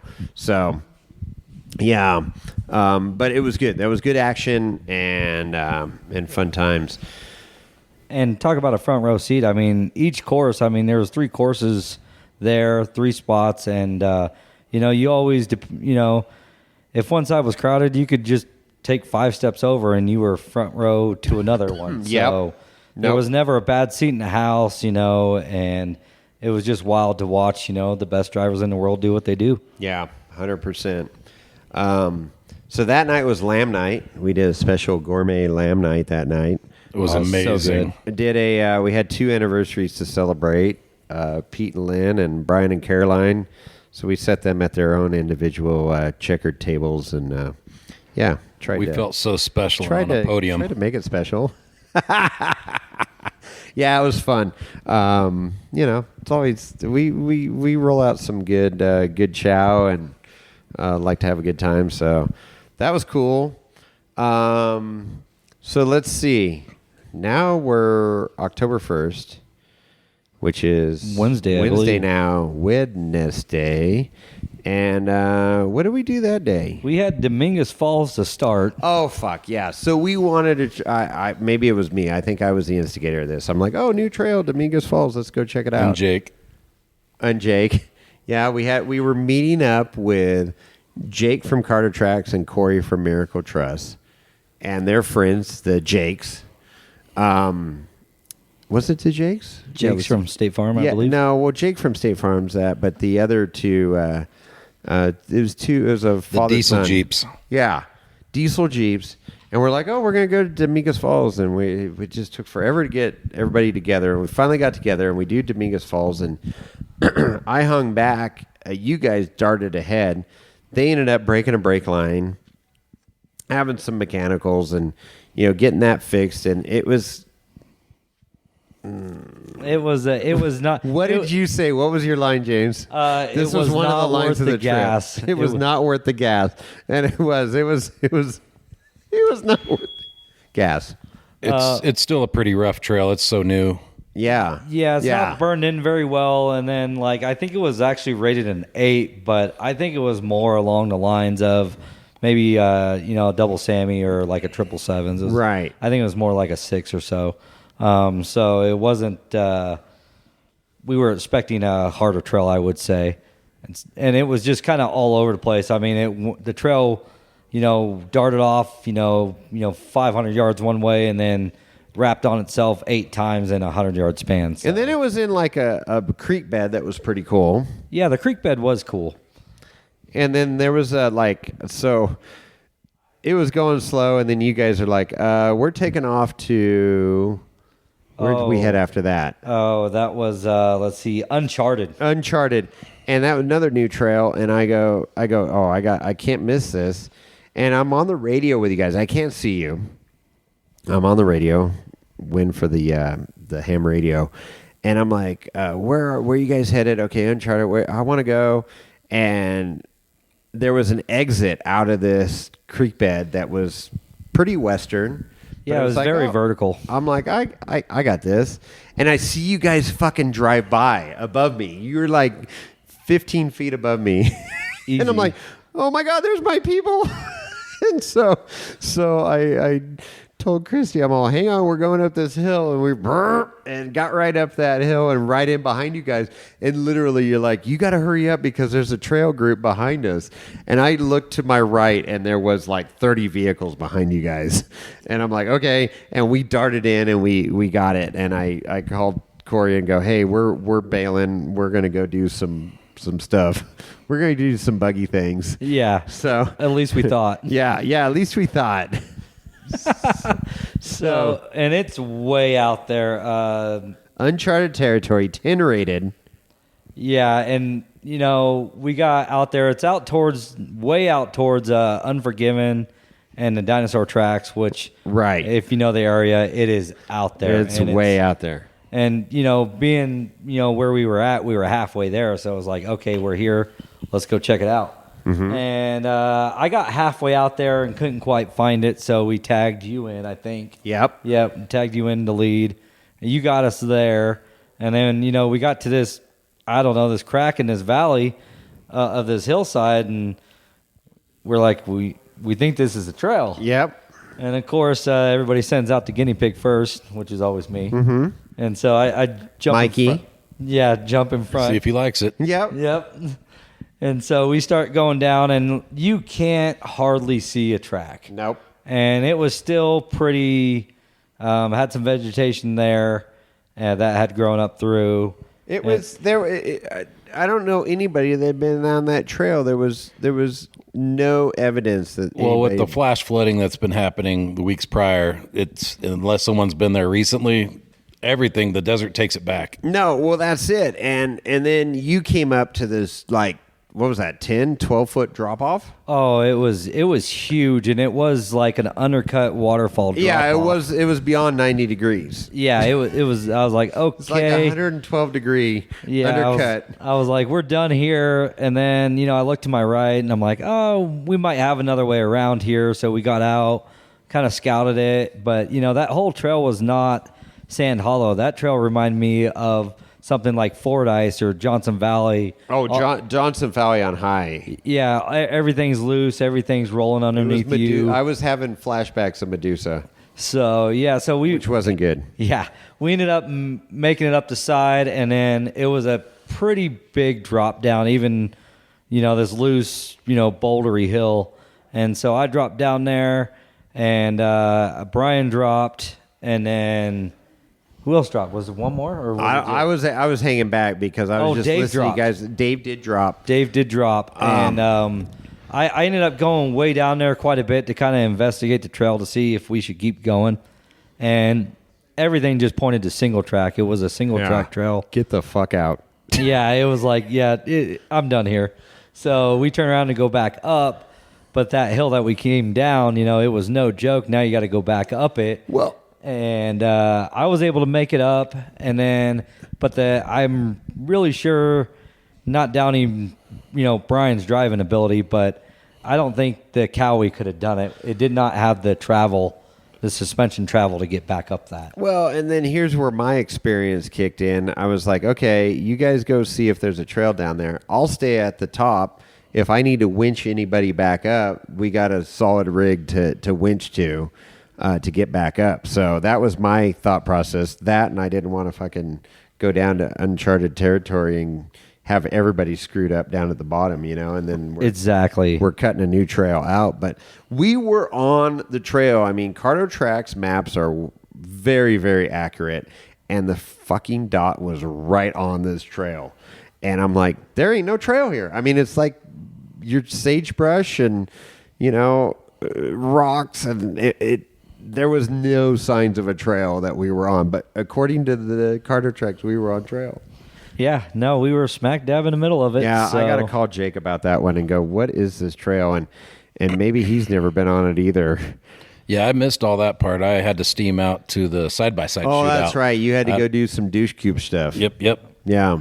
And making it back up the hill, got up the hill, and then Dave got up the hill, and then Brian made some crazy line. Oh, my God. It was literally a single track on the side of probably another 80-esque slope, hill up a single track, what would be a dirt bike lane. And he's got the side-by-side up it, and he gets like 3/4 of the way to the top, and he starts literally side-hilling the side-by-side. Right. And, he's backing up and, sliding down, driving up. And I was like, hold on a second, guys. I got to get over there. We need to get a winch on Brian. It's getting awfully, dangerous.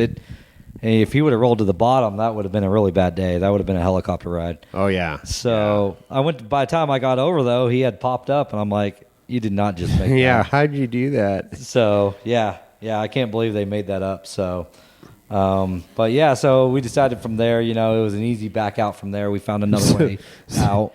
So we got back up, and you're like, okay, you're leading now. So I go, hey, I'm looking at the map, and I go, hey, we're near Unforgiven, which is a great trail. I think 9 rated. Yeah, I'm pretty sure it's a 9 rated. I think it's a 9 rated trail, and there's some bonus lines, but it's a fun trail. We did that. Did we do that one last year, or was it the year before? It was the year before because you had your Suzuki. Yeah, it was with the Suzuki. Yep, and man, that's a fun trail. That is another great trail. It's out there, but It's out there by Sanitarium. Exactly. We were already out there, and I'm like, let's do Unforgiven. That is a cool trail. There was nobody out there. We had the whole place to ourselves, which was awesome. And there's some ups and downs that get your attention. There's a little off camber, and you're in these beautiful spires. I mean, the scenery is second to none. You're way out there, overlooking the canyons and stuff, and it's a cool, it's beautiful trail. That was my first mistake of the trip. We're towards the end of the trail. There's one climb out, and I'm looking at all these the dirt. Rubber tire tracks, black tracks to my left, and I don't know why, but I kind of went right, and I ended up in this fucking hole. Yeah, it was a hole. That was almost a Mad Cow-esque hole. Because it's super off camber, and I'm like, oh, I'm going to take this more straight, and I don't know what I was thinking, and I'm like, girlfriend Christy goes, there's a big hole over here. It's the first time she ever chimed up during the trip, and goes, yeah, I don't know about this. And I looked, I could see down, and I'm like, yeah, that's not good. And I could feel the buggy was not in a good position. You were getting ready to lay over on your side. 100%. And so then I'm like, okay, I might be able to pull forward out of this thing. I don't like that. I'm going to try and back up. And I backed up, and it wasn't going. And I'm like, okay, I need the strap of shame. Yeah. So I went fishing this time. You got to go fishing, so you got a little redemption on me. But it was still a lot. I mean, it was a lot. I was assisting you, and that buggy was under a lot of strain. That hole swallowed up those 43-inch tires like nothing.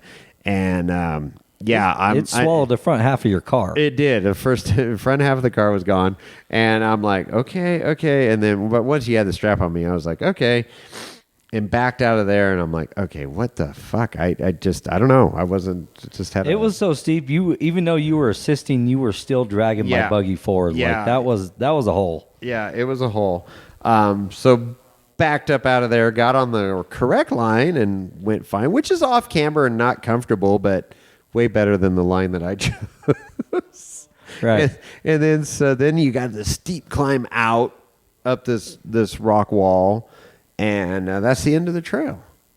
Yeah, it's just as quick as it starts, it ends, and you're back up to pretty much the sand dunes. Sand dunes, yeah. Yeah. So then you get to open up the V8s and let them sing out on the sand dunes, and that's a lot of fun.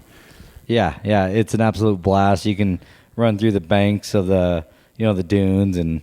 Just let her eat. Yep, let her eat. And, again, the variety out there from absolutely mild, like semi-dirt roads to full-on, cracks and crevices of off-camber craziness to sand dunes out there.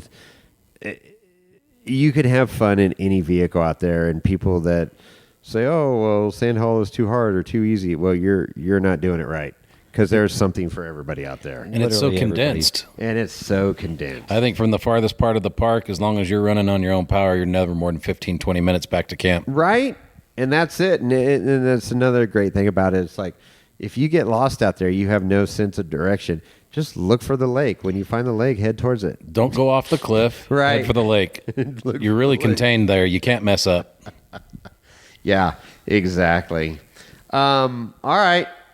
So moving on. Moving on. The next day, Next What day, day are we on now? We're on Thursday? we're on Thursday. Thursday. Joint effort. Yeah, we did joint effort, back to joint effort, and then we cut And over Pete was to, there in the purple people eater. Yep, that thing refused to quit. Purple stroker was Running back all online. 3 cylinders on a V8 Yeah. Air cleaner stayed on. ish. Brian picked some silly lines, and then we were just watching him. But that's where that Z turn. So you guys had done the Z turn. I had to bail out for the coffee interview, but you guys had done the Z turn a few days prior, and I'm like, I want to go back to Joint Effort. I love Joint Effort. Second favorite trail out at Trail Hero or Sand Mountain there. And I said I want to do the Z turn. And Yeah. So we went and did the whole trail. Yeah, and then we decided there's been a trail that I had tried to squeeze in, I think a couple days before. I really wanted to try Armageddon. I heard some really good things about it, and I knew it was going to be a little wild. Armageddon, yes. So yeah, we ended up traversing down. I think it was like 777s and Yep. cut back over and ended up on Armageddon. Armageddon was a good trail. It really turned out to be a good trail. Oh, yeah, and the girls went to Quail Creek Reservoir. That's right. For the kayak mish. Oh, they went kayak, paddle boarding, kayaking. Yeah. Nice, beautiful day. That was one of the warmer days. Out there. You girls picked a nice day to go out on the water because swimmer's itch was going on at Sand Hollow there. So... Yeah, and back to Armageddon. Every single obstacle got your attention really quickly. Oh yeah, you had to have your A game on that trail because if you didn't, you could have some consequences that were going to be interesting to get you out. Yep. Yeah, 100%. Rear steer definitely helped. Yeah, there was some times there I was like, I was following Pete and watching your rear steer, and then I'm like, okay. Because it's interesting, all the years of wheeling and stuff, and you're like, what your rig can do, and then it's like, but you watch the rig in front of you. It's like, oh, was that a good line or bad line that they picked, and how is their rig compared to your rig? And I'm watching Pete on some of these obstacles, and he's rear steering the F out of this thing, and I'm like, all right, I guess I'll try this line now. I didn't have any. I didn't give you a cheat code, that's for sure. You did not give me a cheat code. I hit the easy button on everything. And I didn't have my passenger. I was all by myself, crying, going, what the fuck am I doing here? I was so sad. But it was fun. That was a good trail. And then we ended up, we saw Buggy on Liberal Tears. Yeah, Liberal Tears, if you don't know, that obstacle. 13 rated obstacle. Yep. Which means more than 5 people have done it. It broke the internet when it first came out. When it first came out, people were losing their shit on this obstacle. And it's about 40 yards to the left of the chute after you pass the chute. The world famous chute at Sand Mountain there. Yeah. And it is, just getting up to it, the climb to get up to do the descent is gnarly and takes a lot of work. And then the descent is like just stupid. You look at it and you're like, there's no fucking way. But, I've seen a variety of cars come down it, and yes, it is possible. It ain't fun. No, you drop off a hole. There's literally a hole there that's probably, it's a cave. 10 it's a cave. feet wide. You have to miss the cave. It's a cave that your passenger side is right there, but you have enough to kind of hang the cave to work driver and come down, quote unquote, safely. No one's coming down on their own power. It is a free fall. It is a free fall. Once you release that rear steer that's holding you in place, you're free falling. The rear steers, and you look. The rear steer. I'm watching a video right now. Is like fully at 50 degrees, kind of just acting as an anchor to cross that cave. Man, fun to watch. And then we hooked up with the Portal Pro guys, Matt and Scott from Portal Pros. Yeah, I'm just going to go out on a ledge right now and apologize to Matt. I'm going to apologize. Because we're sitting there. Well, yeah, we're sitting there at Liberal Tears. Nasty Half's a great idea. Yeah, and then James was like, hey, let's go do Nasty Half. You guys want to come?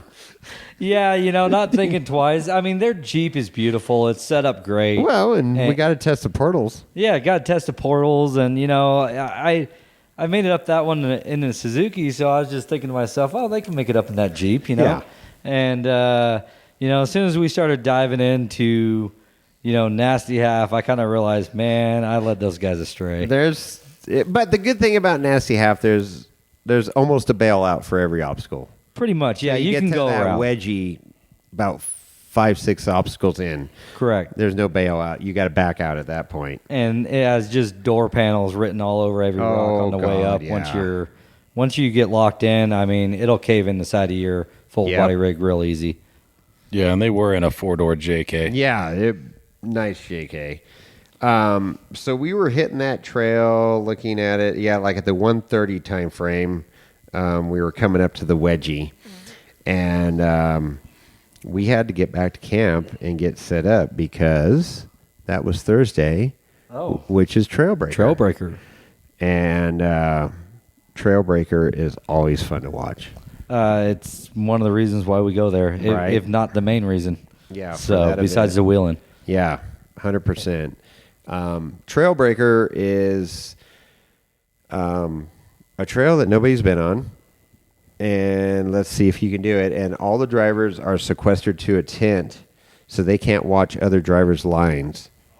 So, you know, and this year, so with that statement I just made that nobody's driven it, it was a little different this year because they used part of the LCQ course as the Trailbreaker course. Right. There was like, you know, just certain small parts of the LCQ lines. So they did have a little bit of experience from the day before, but If you had to qualify, yeah, if you had to qualify, but like it was maybe, you know, the first like 8 feet of the obstacle. But before it turned into something else. where they were going up stuff, they were going, you know, down stuff. They reversed it on them, and it made for great spectator. There was some killer spots to hang out and watch some insane driving, And carnage. and carnage. Oh my gosh, Dave Wong pulled off. Like, I don't know how he landed on all fours. That was a masterful flip and recovery. It was like this calculated, uncalculated. It just happened, you know, pure wet off this rock. And how he didn't like tumble down the hill, I don't know. Ended up on his side, slid on his side for, I don't know, several feet. And then due to his, you know, magician driving and pulling a rabbit out of his hat, he was able to make a correction and it ended up back on his wheels. It's at that anti-gravity switch, Yeah. that he has on his dash. I've seen it. Yeah, and then so there was three courses with 3 gates. Yes. Gate 1, 2, 3, and again, Trailbreaker. You can back up. You have no spotter. You can, you know, do whatever you got to do, but you have no assistance. And it's the points there are no points. It's getting through every gate in the shortest amount of time, and getting through every gate. If you get through every gate, then time matters. If more than one person gets through every gate on all 3 courses. Correct. And insane to watch. Again, the recovery's there for people that timed. So you had 15 minutes on each course. And people would time out because it was just ridiculously hard. And some of the recoveries, just getting out of where they got into, was insane. Watching Jesse Haynes on this course 2, gate 3, which was like a sheer drop off after you went through this wedge. Just people were laying their buggies on their freaking side going through this wedge. And it was so cool watching Jesse Haynes walk the drivers through. You know, you didn't have any assistance, but after you timed out, then obviously it's like, let's get you out of here. And watching him coach the drivers through was super cool. And actually threw some rocks and stuff to help, you know, get them traction just to get out. And I'm like, we got to tow this thing. And Jesse's like, no, throw a couple rocks. He'll get some traction on this sidewall. And I mean, literally, this tire's damn near 90 degrees to the ground. And a couple rocks, got traction, and was able to pull out. I mean, again, as many years as I've been watching this sport, it still amazes me of what these fucking cars and drivers can do. It's really a next level cutting edge shit, you know. I don't want to follow him. No, absolutely not. I was like, oh my God. Yeah, the camaraderie out there is great. You know, these drivers, you know, unfortunately Brass had a bad break, lost a shock, lost a link mount, and wadded up the rear of his car. And, you know. That older green buggy, he had a bad time too. Oh, Danny Benner. Yeah, he put on a hell of a show, but he had a hell of a tumble off that obstacle I was just describing, where you're laying it on the side and just pure drop off. You know, man. I think, what is it? Brett, Matt and Brett, I mean. Well, yeah. Brett, he was showboating a little bit after he came down course 2, the drop off where Dave Wong did a pirouette. I guess it was course 1. Sorry, course 1, gate 3. And he showboated a little bit and hit a rock with his driver's front tire and pierced it. And so then Rich is like, okay, you have to change your own tire. You can't have assistance. Okay, these tires are filled up with water and crazy heavy, and as strong as this 17-year-old kid is, it was a struggle. But everybody's like cheering him and jeering him and giving shit, and it was hilarious to watch. Danny did the same thing. Danny Benner had to do the same thing, change a tire. It might have been a surge of adrenaline too. I think so. You made it, and you're like so damn excited. Yeah, because that was wicked. I can't even imagine what those guys felt like coming off and making that drop. It was just so ridiculous. Oh, God, yeah. I'll chalk it up to the adrenaline. Yep, 100%. And watching, you know, these young kids, Sawyer, Brassanini, just, it's cool over the last couple years watching these kids grow up through this sport and seeing them, you know, at Moon Rocks and here at Trailbreaker and stuff of, you know, their skills improving and their seat time. And it's just, again, you're looking at these obstacles and going, there's no way. They were on course 3.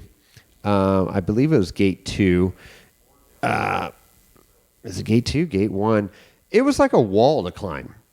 And they kept like flipping over, you know, wanting to go over backwards, and they'd recover and go over backwards and recover. Again, centimeters to pick the exact right line you needed to make this obstacle. With throttle. With throttle, with, you know, control and using everything you had. And, you know, it was funny because I'm looking at the vehicles and like, okay, different wheelbase, different width, different whatever.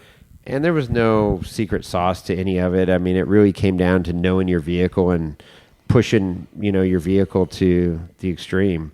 And so fun to watch. It went on, I mean, I'm looking here, it's 7:30 at night. Yeah, it went real late. That obstacle that you were just talking about, one of the guys that actually made that climb, Tyler Harper, I was talking to him afterwards. I was like, you know, how did that feel? And he goes, that was one of the worst he said he'd been on, because it was literally threads from either you're going over backwards hard or you got to pin it to get out of it. Yeah. And you just kind of got to commit and hope it, you know, works out in your favor. So. Yeah, and these guys got nice cars. They're not, you know, raising up Toyotas that they don't give a shit about. Right. And it's crazy to watch them. But Brandon Purdue ended up winning in his soft squatch buggy, and he put on a fucking clinic. It was incredible. And he was just in the zone that day. And it was such a close race. Brett, man, God, I think he came in second, and he was probably just 8 feet off from progressing to where, you know, he did not make it through the third gate. Yeah, on could the not last make it. Course. Nobody actually made it all the way up, but Brandon made it a little bit further. Yeah, Brandon made it the furthest, and they Brett were all was right giving it behind hell. him.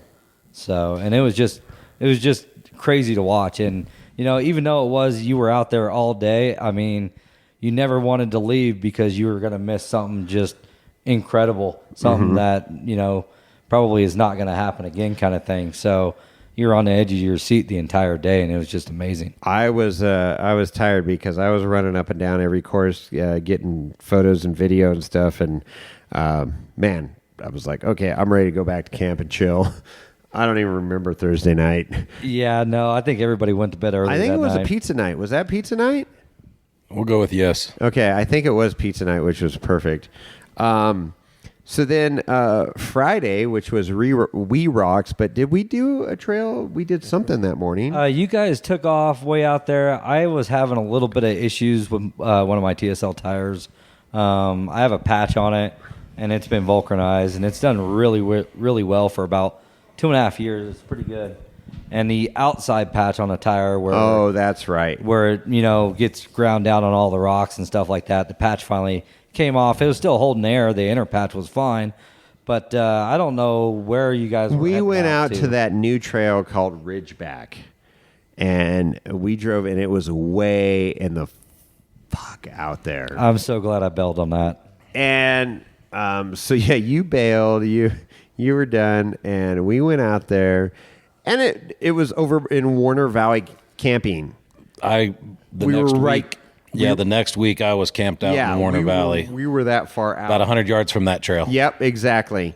And it was a new trail, and again, didn't have, it still had brush. It still very few tire marks on it. Still pretty raw. And it was okay, but after the trail, I used James Line. It wasn't worth the fuel to get out there and do it, but been there, done that. At least we can check that box.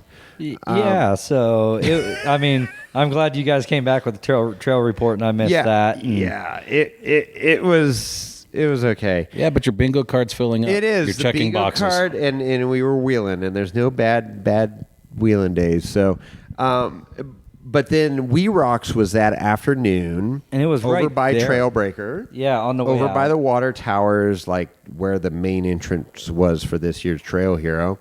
And that was part of the reason for going out and doing this trail. It's like, oh, new trail, let's go check it out. Dominguez Falls, let's go check it out. Okay, waste of gas. Anyways, we're like, okay, well, we're right there by We Rock, so we can come back because we all wanted to get Mad Cow Himble T-shirts. And then while you guys were out there, I ended up playing on Chutes and Ladders and a few other spots because the comp was not quite ready yet, and I didn't want to go all the way back to camp and then back out. So I figured I'd play there, and if something happened, you guys were going to be on your way back at some point. You could get me. No, exactly. So we went over there, talked to John Himble and Dave Wong and, a bunch of guys, Jake from We Rocks, and yeah, it was just good. Just talking with everybody, George and Laura, and just cool. They were getting ready for the comp, and then so we're walking the course. I followed Dave around in his spotter. Gosh darn it, I can't remember his name off the top of my head. And just I like to listen in and see what their strategy is and everything. And then we're out there with John and walking the course, and yeah, if you need a spotter, you said it during the podcast, and then he mentioned he didn't have a spotter for the podcast or during the podcast, and joking around, I threw my hand up. Yeah, I'll definitely do it. Which I wasn't joking on that part, but just thought I'd throw my hat in the ring and see what happens. And so we get out there, and John's walking the courses by himself, so I go down there. Start walking the courses with him and like picking his brain and stuff like that. And he looks at me, so you ready to go? And I'm like, yeah, sure. Kind of like, okay, what did I just get myself into kind of deal. And so it was really awesome. I thank John for, giving me the chance. I guess I was definitely better than nobody. So that was a good thing. So John's like, okay, he's an easygoing guy, but I kind of felt like he's like, well, this is better than nothing. And this guy wants it. And he's been, talking a game here. So let's see what he's got. And pretty much. And you guys ended up performing. You finished second. He faked it till he made it. Yeah. Yep. Faked it till I made it. I mean, how fucking cool is that? You were like a little kid on Christmas morning that just got his big wheel. You came into camp all fucking excited with your second place trophy. Hiding behind his back to show us with the big presentation. I'm like, how fucking cool is that? That was awesome, man. That was super cool. Yeah, it was wild, and the courses were crazy. They definitely had some There was every bit of, I believe it was course 2 had some trail breaker type obstacles. Like all the drivers, when they were walking and look at it, like, hey, I thought this was We Rock, not Trail Breaker, you know? Right. So, you know, it was a lot of fun, definitely a big challenge. And, you know, there was several spots, I think it was on that course, you know, John ended up falling off into this hole. And, I mean, it swallowed this car. I mean, I would say his car, that hole was every bit of That was 13, gnarly. 14 feet deep in. Like, his tires were barely hanging on the back ledge. And, you know, I was just in awe because I'm so used to being a fan of the sport. And I haven't had a chance to spot people like that except for, you know, wreck wheeling and things like that. And I was literally just looking down there with my eyes big as a moon, you know, and I looked over at Rhonda, and Rhonda could see the expression on my face like, well, shit, what do I say now? You know? So, and you guys had comms? yeah, we had comms, and, you know, we were kind of talking it out, and I really didn't have a good, you know, suggestion at hand. And then, you know, after he's like, let me just try backing out of it. We'll gauge what's going on. And, you know, and so he started back out of it, which, you know, he could not do. And he's like, well, I think we're going to have to call it. And then he's like, wait a minute, I got one more idea. And he ended up putting the car into a rear dig and drug the rear end around. And at one point, the car tried to roll itself all the way over. He was able to save it. And then he fell all the way down into that hole on his side and still managed to back out of it, clearing the gate and getting progression. No kidding. And I was just like, oh my God. Doesn't have to be pretty. Yeah, no, but it worked. And, you know, he came out on his wheels and, you know, we kept going. And it was absolutely amazing to get the opportunity to see it, you know, firsthand. Okay, this didn't work. You know, they're the same, you know, as us. Let's try this. Let's try that.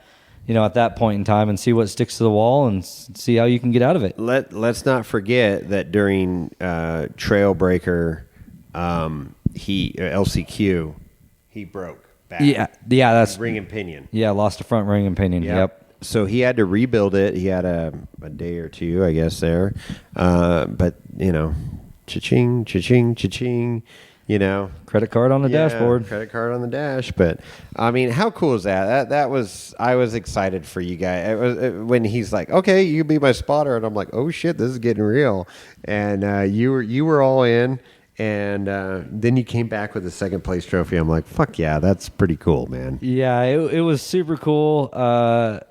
Awesome fun. Dave Wong ended up breaking, but he still managed to finish the last course. Finished and got first. And had he had not finished, we would have had that top spot. Yeah. But yeah, it was close. It was super close. And was that the one time you were rooting against Dave?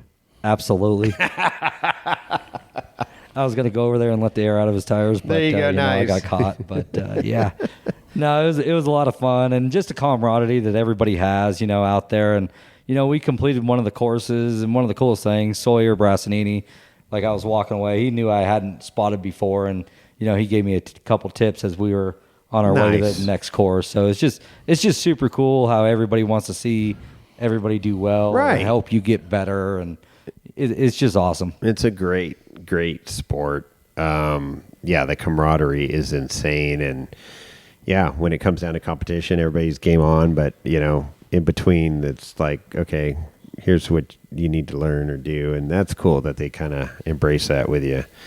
Right on. We ended up at the George and Laura's camp that night. Oh, man, they got to talk about the VIP treatment with the whiskey. Yeah. We went over there and hung with them. It was a beautiful night. I'm looking at my phone. It's like 10:30 at night here. But that was super cool.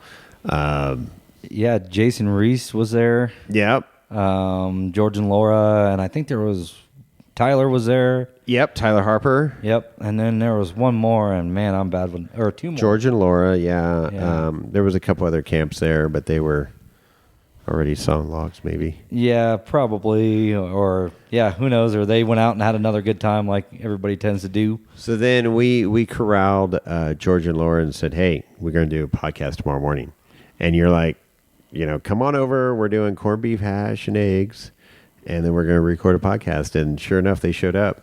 Yeah. They, and I do got to add, they Saturday did have morning. the Leapers Fork. So I did miss out on the Leapers Fork there because it was just getting put away when I showed up.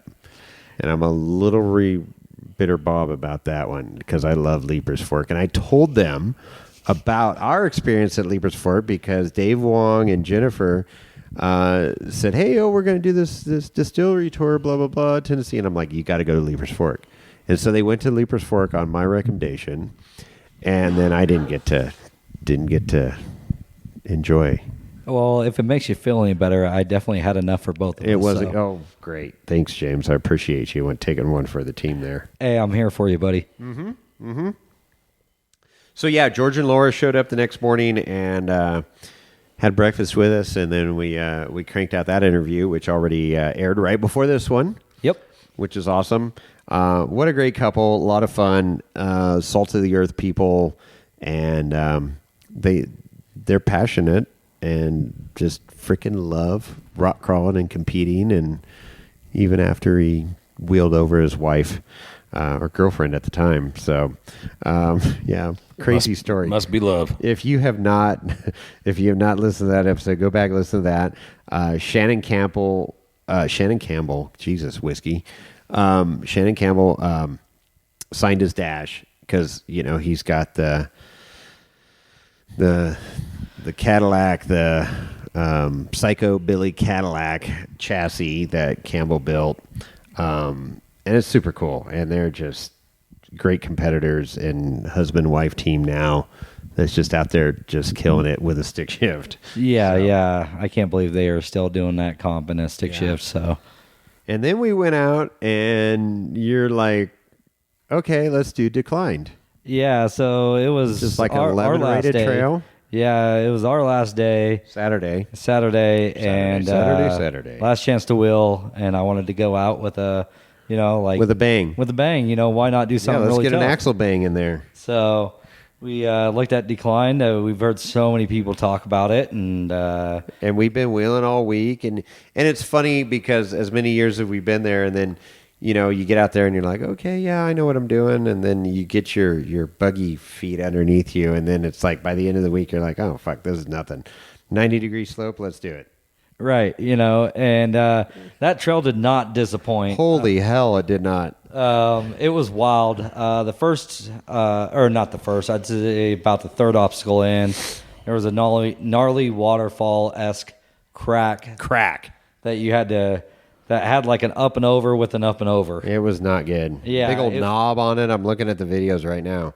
Yeah, it was crazy, and I put tires on it, and I gave that obstacle hell, and I got denied on the obstacle, but being able to bump and run was kind of a weaker part of my game, and I felt like by the end of the trip it was really working out, and I bumped it several times, never lost control of the vehicle, and never got it into a bad spot or broke anything, or just didn't make it. So was able to back out of it, and I don't think anybody else put tires on it. They were like, nah, let's just move on. Brian tried. Oh yeah, Brian and the Kawasaki tried, and he gave it a valiant effort, but he's like, too short a wheelbase. So then he took the line to the left, which was no fucking picnic either. No, not at all, especially in that thing. And he had that thing like a coffee grinder going up this freaking hill, just going to town, and he made it. I mean, he was literally hanging on the sidewalls. One slip and he would have been effed, but it hung and did it, and Brian and the Cowie, that story. So yeah, he really put on a show this week. So then we're like, okay, next obstacle, and it was relentless. It did not give up. It kept producing. Pete was out there in the purple stroker. You had the purple stroker back out there. Yeah, we're putting tires on it. I've been trying to get you guys out there for years, and we finally did it. Yeah, you've done a lot of side-by-side stuff out there. And we have.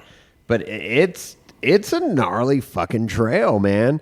There is some, and then there's some offshoots. We were on the actual trail with that crack that took you a while to get through and took me a while to get through. The one on the top. Yeah, after you guys went up and around, and then I'm like, hey, the actual trail's right here. And then I look at this obstacle, and I'm like, I don't know. But then I'm like, I want to try it. But that was fun. That crack was really cool. I mean, how many tries? I think I gave it 9-10 tries before I finally made it. Yeah, but you got it. I got it. It wasn't pretty, but I got it. And then we go around, and then we end up at the infamous snake pit. Yeah, snake pit was cool. I hadn't seen that in person, and I was like, oh, shit. And I was like, okay, I see a line, but it ain't good. And then next thing I know, you're fucking firing up the buggy and heading down into the snake pit.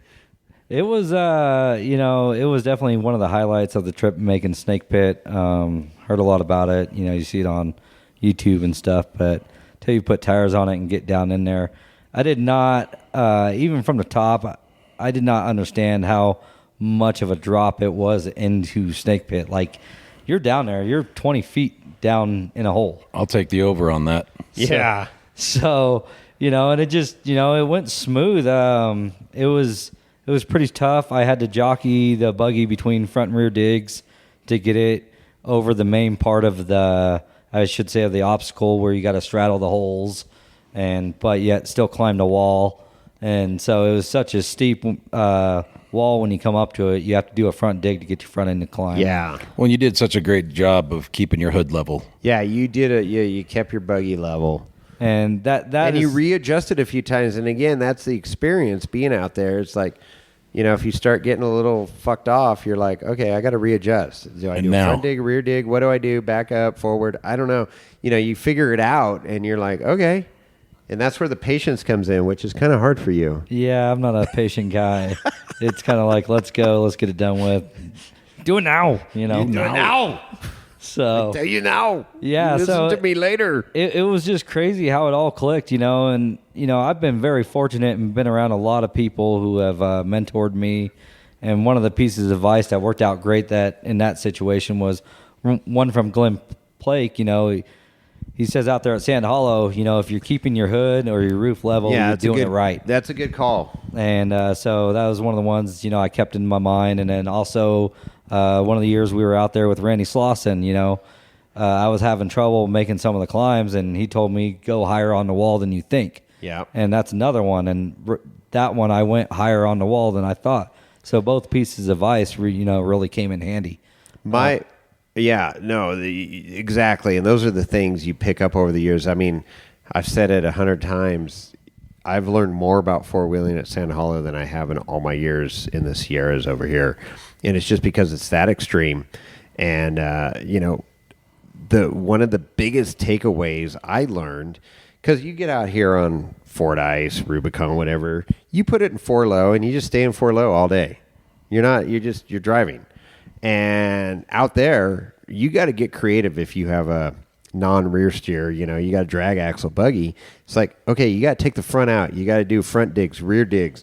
You got to use every fucking tool you have, feathering brakes, all that stuff to negotiate around these obstacles. And, that was the biggest takeaway for me. And now, like this year, I felt like, I was very comfortable this year out there, knowing my buggy, 6 years driving it, and then like, oh, I get up to this obstacle. Okay, I'm going to take the front out. Okay, I'm going to take the rear out.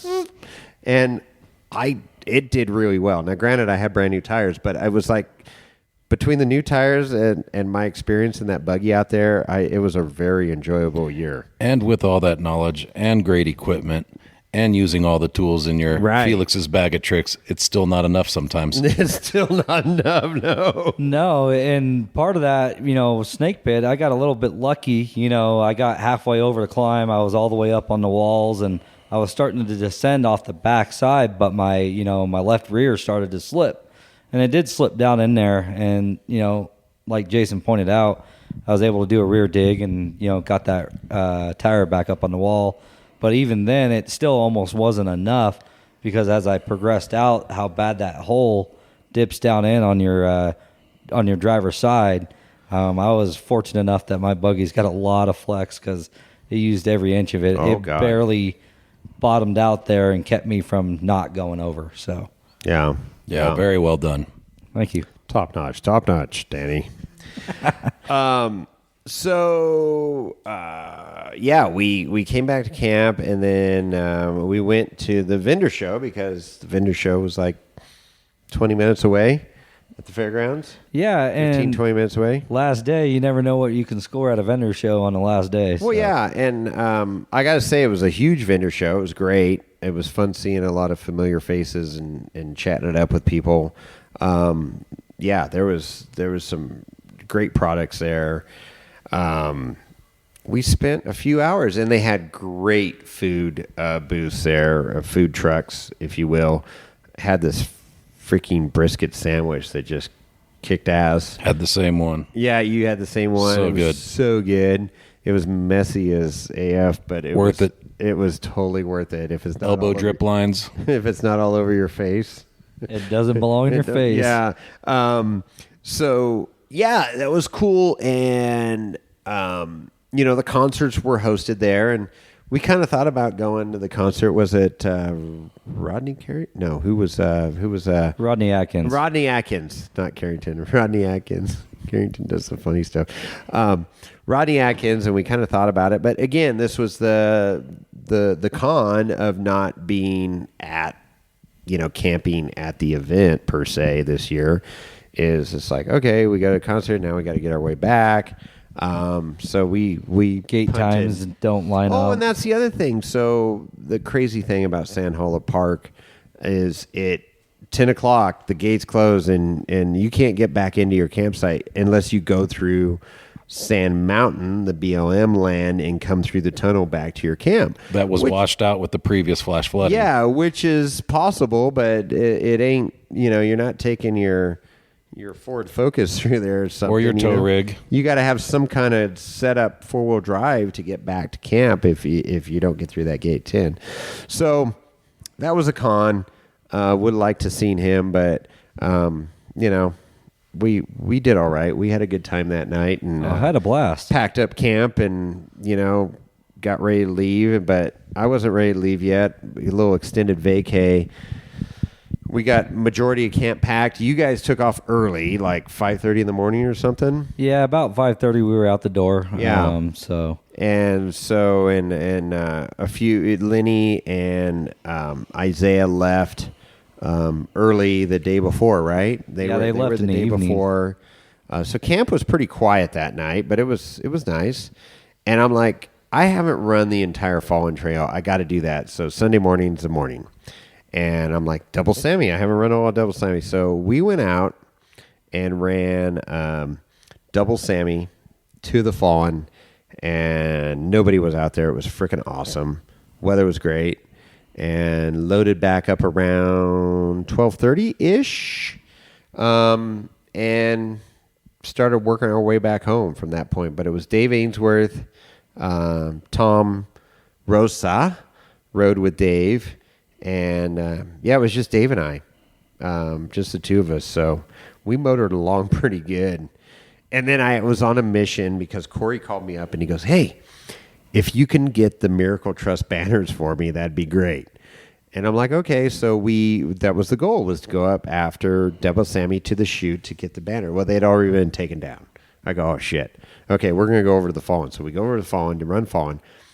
And then I come back and I'm getting to the tunnel. I'm like, okay, do I drive over to the trailer, the old Coca-Cola trailer that they keep the banners in, see if I can find them, or do I, go back to camp? I'm like, fuck it, let's go back to camp. Got back to camp, and Keith was there, and I go, Keith, can you run me back in your Cowie real quick over to the, the water towers? And he's like, yeah, let's go. He just built this, Kawasaki up, and it's freaking new and runs great and great suspension. And so we haul ass over there, and I pull up, and there's like 4 guys there. And I go, I know this is a long shot, but do you know where the Miracle Trust banners are from the chute? Guy's like, yeah, they're right here. Sure as shit, there's the 2 banners. I'm like, score, thank you. So I grabbed them, and it all worked out, and threw them in the trailer, and then we headed home with the intention of getting basically halfway home, or a little 3/4 home. Got to Tonopah, and that's where I met James the Bear, James the Bears and Tonopah Resort. There's a casino. Yeah, it's a great lightness of me. It really is. It really is. And stayed there and had a very hospitable. The people there are great. Very nice, welcoming. Nice. There's like 20 something RV sites, full hookup RV sites, and nice shower bathroom facilities there. And it was a good midway point to get home, and then hauled ass the next day home. So we got your call on the way home that you were tire separating. Yeah, that was no fun. We were right about Hawthorne, and I was getting a pretty bad vibration in the truck. And I was like, oh, great. This is the second set of tires I've had of this brand, and second time has done this. So when it started going awry, I knew what was going on. So pulled over and looked at the tires, and sure as shit, the fronts were pretty worn, really funny. So I figured it was a front because it was also coming from, the front end mostly. And then I was like, well, nothing we can do right now. I don't have more than one spare. So we're just going to limp it along at what it can do. And, we're going to try to get to at least Gardnerville or something. Right. And so we got a little further down the road, and it just got too bad to drive on. And I was like, all right, let's see if we can trade out at least one and see what that'll do for us. So then I started, looking at, the rear tires too, because I was underneath getting the spare off. Well, lo and behold, the worst tire was actually on the rear of the truck, and it was oblonged. It was gone. Not happy. It was, separated. Really not Leaving happy. the chat. Yeah, if we wouldn't have stopped there, it probably would have blown. So I was like, okay, well, that just made things a little more interesting. So I took the spare out, and it's funny. Right before this trip, I do my buggy prep for the year, like all my yearly maintenance on it, and then I do the same thing on the truck. All the big things get done this trip, so that way everything's fresh when we go on a long road trip. And so I had taken the truck in to get the tires looked at and everything and rotated. And they're like, oh, yeah, you're good to go. And I like, including the spare. And they're like, yeah, we checked the spare. It was fine. Yeah, great. Yeah, great. Well, they must have only checked the air pressure, because when I took the tire off, which was really uncharacteristic, the backside of it is what was weather cracked and gone. Like really? the whole backside of the tire was just some of the worst weather cracking in a tire I've seen. Wow. So I was like, oh, that's a problem. Okay, great. My spare's shot too. I'm like, oh, well, it's got to go. So we threw it on the rear, and then we fired back up and started to take off, and it did a lot better. I was able to run about 60 miles an hour where it was happy the most. And so that's a little bit better than 25. So, luckily, Jason's got the bed and breakfast up here. So we I put a fucking gate in. Yeah. We rolled into here pretty late. I want to say it was around like 6 when we could have been here at like probably 2. Yeah, at 6:30, I got a picture for you and Rhonda in my hot tub with fucking bourbon. Yeah, it was great. So everything worked out. It was definitely a postcard photo, with the mountains in the background. We're It was driving, perfect. and Christy and I are like, nice. So, awesome. Can't thank you enough. And then, so the next morning I was going to get tires on the vehicle and then drive home. Well, we go to the first tire shop, and they only had the tires that I just, Blue. separated. And I was Yeah. like, we're not going back down this road a third time. So we drove across over to Carson City, and we called them on their way. And he's like, oh yeah, I got a great tire for you. A lot of guys tow with it. It's gonna work for you. And I go, you got 5 in stock? Because I need 5. And he goes, yeah, we got 5. It shows I got 10 in stock. I'm like, perfect. So we drive over there. They dig into the truck. They get, I think, 2 tires on and realize they don't have the other 3. Oh, jeez. And I'm like, you got to be kidding me. And they're like, no, we're really sorry. We'll get them as fast as we can, blah, blah, blah, blah, blah. Well, they had to go from Carson to Reno to get the tires and then all the way 45 back. minutes away, Yeah, so, we ended up spending about 6 hours. We didn't leave there until like 2 o'clock in the afternoon, which I would have thought we would have been on the road by 11 at least. Yeah. So, just kind of made for a really long day. Yeah, we just missed Yeah. you. We were on our way back, and we just missed you. When you got out of town, we were coming in. So, but yeah, in the scheme of things, it worked out. And, tires at the end of the day are really not that big of a problem.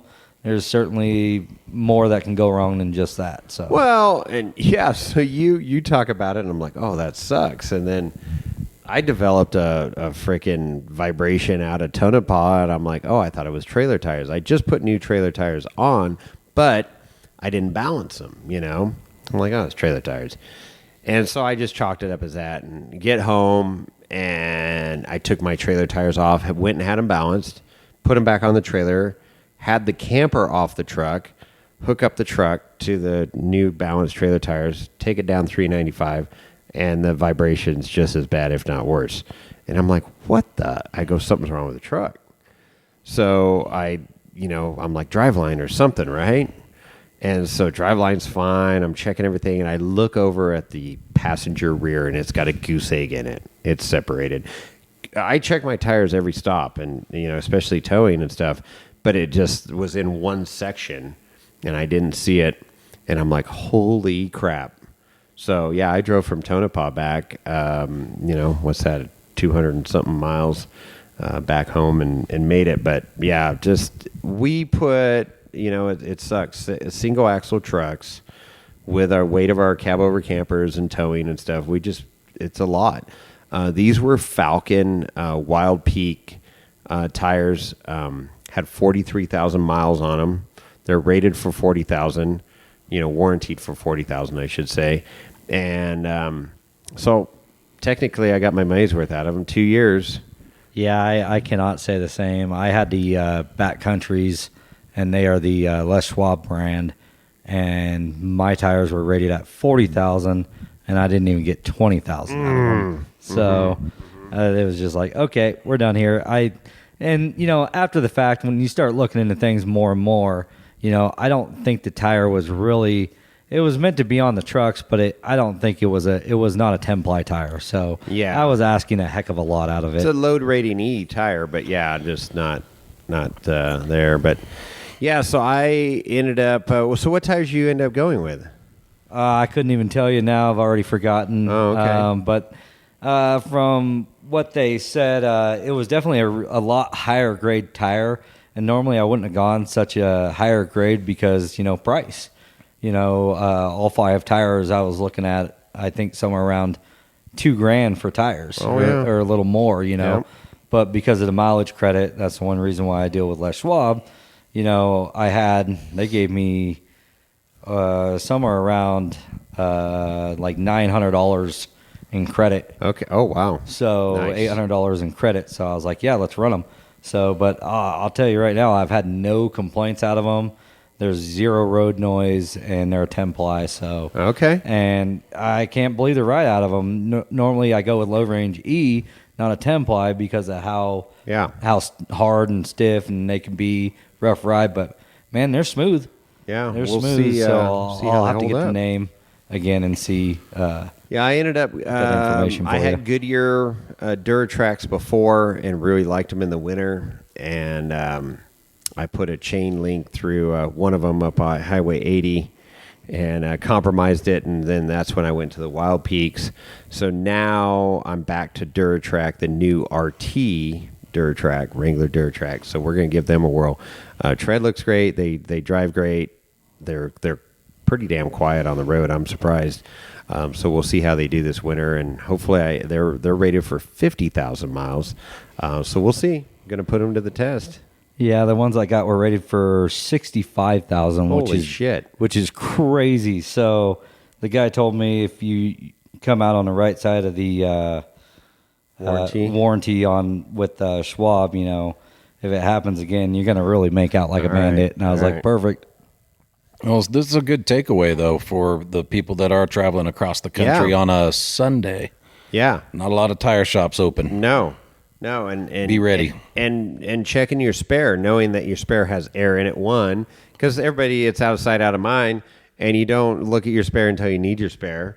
And you take it to a tire shop and say, "Hey, check my spare," and obviously, fucking whoever rolls under the truck and like, okay, yeah, it's got air pressure, it's good, or doesn't pull it actually out and looks at it, balances it, whatever it needs to be done, and that's something you should do yourself and get your eyes on it and make sure it's cool, because when you're on the side of the highway, and especially if you're heading to your trip, that could really make for a bad fucking trip. Heading home's another thing. Yeah, you want to get home and stuff, but at least it didn't ruin your trip out and you lose a couple days on your vacation. So tires. We hear about trailer tires all the time and stuff, and we put a lot of demand on our tires and a lot of weight and a lot of stresses, and we take it for granted until the shit blows down the highway, and heaven forbid you have a problem or an accident or something, but you get off the roads safely and can change out a tire and keep your trip rolling. It's great. So that's why I was like, I mean, I could have got away with 2 tires and that would have bought me another 6-8 months, but I'm like, no, fuck it, I got a lot of towing ahead of me. I'm putting 4 new tires on and moving forward. Buy once, cry once. That's it. Yeah, and the last year, case in point as well, Sunday heading home, I lost a hub on my trailer. That's right. But because I bought the good tires that'll have a 4,000-pound rating on them, I was able to tricycle that thing all the way home. Yeah, you 3-wheeled that sucker home, right? I was a little scared. Yeah, it ain't fun. And anybody that is in this sport and does a lot of highway miles all has tire stories. So I lost a tire a few years ago on the way to Trail Hero on the truck and took out the bedside of my Illuma-Duty, my Coors Light can. So Bud Light can. Anyways, no, it wasn't a Bud Light can. We're 2 hours and 15 minutes. We're going to put a fucking bow. We're going to land this plane. Thank you guys for being here. Any final words, James? I just got to say thanks to everybody. I mean, the Wheeling family is unbelievable. Jason, Pete, Dave, it's such a great time going out with you guys. Even Tom. The Tom and Lenny show. Lenny, and then just the extended Wheeling family, like Glenn, George, Laura, the Brassaninis, Dave Wong. It's just awesome. We learn something new every time we're around everybody. Everybody shares a new trick, and it's just awesome. So, Pete, bye. All right, and final thoughts here. Tom and Karen were heading out on their trip to Utah, launching from Utah, and then unfortunately they had to come back. But they're doing a 2-year Hail Mary across the United States and traveling. And Curious Compass is their YouTube channel, so we'll shout them out if you want to get a little YouTube content. Tom did a killer diesel heater setup on his Lance camper. So he's done a lot of mods and stuff. They're traveling in a cab-over camper across the United States. Check them out. So, one more. I forgot John, too. How could I forget John for giving me that hell of an opportunity? Man, that's so cool. Yeah, so, you got the second-place trophy to prove it. So, awesome stuff. Again, great event. I love going out there and supporting Trail Hero and getting to do some ridiculously cool wheeling with some ridiculously cool friends. And with that, we're out. Okay, there it is. Whew, are you still there? Testing. You're still there. Wow. Congratulations. Rover Don called in 6 times. Maybe even Christopher Walken. Guys. Anyways, we had to get a recap in. Had to get that done. I got a couple more interviews that we got to play. But, Trail Hero is always a great event. Luckily got in with John Himble early on. George and Laura. Right. Get their input there. We got another one here that's coming up. I think we're going to play right after this one about Working Man Coffee. So, but the wheeling is awesome, extreme, fun. It's one of my favorite trips of the year. And man, It's just a killer part of the country that we get to go visit and, weather out the storms and weather out the trails. And, you see arguably the best rock crawlers in the world there throughout that week. So pretty freaking cool. So, Chris, when you retire, you need to get out there one of these years and you don't have to have this crazy rock buggy to go out there and have fun. What are you talking about? I commissioned a 4-wheel steer buggy from one of the top builders in the world. G-Spec? Yeah, G-Spec. Absolutely. 220,000 G-Spec buggy. I gave him a blank check. I said, fuck it, just go. Sky's the limit. Perfect. Can't take it with you, right, Jason? You can't, and I've been proof of that for a long time. If I die tomorrow, people are going to be very disappointed in my will. So, well, I actually have a sensor on you. If you do die tomorrow, I'm going to be up there stripping the place of bourbon and wine before anybody else. Perfect. I am having an MRI a day from now, so maybe it's not good. I don't know. We'll see. Hopefully, it's okay. But your body will be on the floor, still warm. I'll be stepping over it. Exactly. Don't mind me if I drag you out of the way. You're in the way of moving the bourbon and wine. That's right. Yeah, it is going to be interesting. I hope there is an afterlife that I can watch you fuckers pillaging my wine and whiskey. You'll be haunting our asses. Anyways, we'll see how it goes. All right. On that note, is there anything else? No, let's just wrap this thing up. Put a bow on it. So we mentioned the voicemail line is reopened. So that number is 408-800-5169. I had to look it up. 408-800-5169. Had to see if it was still listed. Did you go through the yellow pages? I heard you flipping through some pages over there. Yellow Holy pages. Smokes, dating ourselves. The people don't even know what that is anymore. Holy moly. 408-800-5169. Call in, leave a voicemail, and it will get played. I promise. We promise. What was that? What was that joke about more chins than a Chinese phone book? Oh, no, don't go there. Oh, I can't go there? Okay. We'll edit that out or not. Okay, go on. Anyway, so you can also email us, Chris at wheelingwinewhiskey.com or Jason at wheelingwinewhiskey.com. Also, don't forget about our website, wheelingwinewhiskey.com, where you can see all of our past episodes and links to our, links to our merch. Wow. Need some whiskey. Yeah, right. And then obviously the Instagram is a great way to keep up with what's happening in our operation.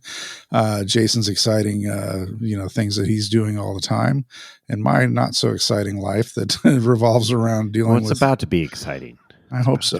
The family problems and whatnot. So beyond that, we'd love to hear from you. We love doing the show. We love our listeners. We love our supporters. And as a mention to that, don't forget about irate4x4.com. Austin's a super awesome supporter of all of our causes. Yes. And has that forum for everybody to voice their opinions on builds, off-roading venues, or whatever. And obviously there's the big event coming up in next February, which is just around the corner, is King of the Hammers.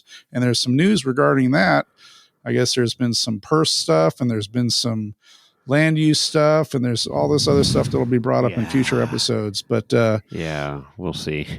I think it is a guaranteed purse this year, which if they didn't do that, I don't think many people would show up. So yeah, I mean, not that people are going out there to win money, but it's like, dude, come on. Yeah, no, for sure. So anyway, there's a lot coming up. There's going to be a lot of comments or a lot of episodes regarding King of the Hammers coming up in the near future. And also the holidays are right around the corner. So go shopping for merch to put under the tree for your loved ones. And that reminds me. What? So I spoke with Carlos from Tack One Fab this weekend, and he made those cups for us. With our logo on it. It's a whiskey cup. It's a metal ceramic Yeti-esque. It's an Arctic, so RTIC. So very high quality vacuum, metal cup, but it's ceramic lined, so you don't get that metallic flavor input when you pour whatever your wine or whiskey into it. Dude, I love that cup. That is my go-to freaking cup, even at my house now. if Really? I don't have a glass handy. And it's durable as fuck. Anyways, it's got a logo on one side, and on the back it says "Giving Till It Hurts" since That's right. 2019. So I asked Carlos, I go, hey, does this make sense for you to carve out a few of these for us and have on our website? He goes, absolutely. So coming soon to the website. I mean, literally like really soon.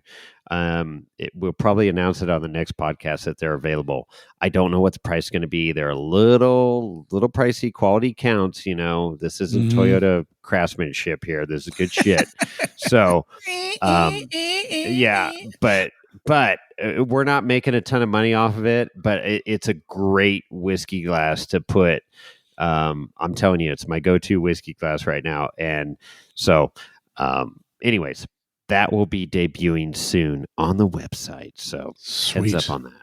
Early heads up. If you're thinking of the perfect, gift that you can tell your wife or girlfriend or loved one or whoever that, hey, I want this whiskey cup on this Wheeling Wine and Whiskey website, it'd be a great stocking stuffer, I think.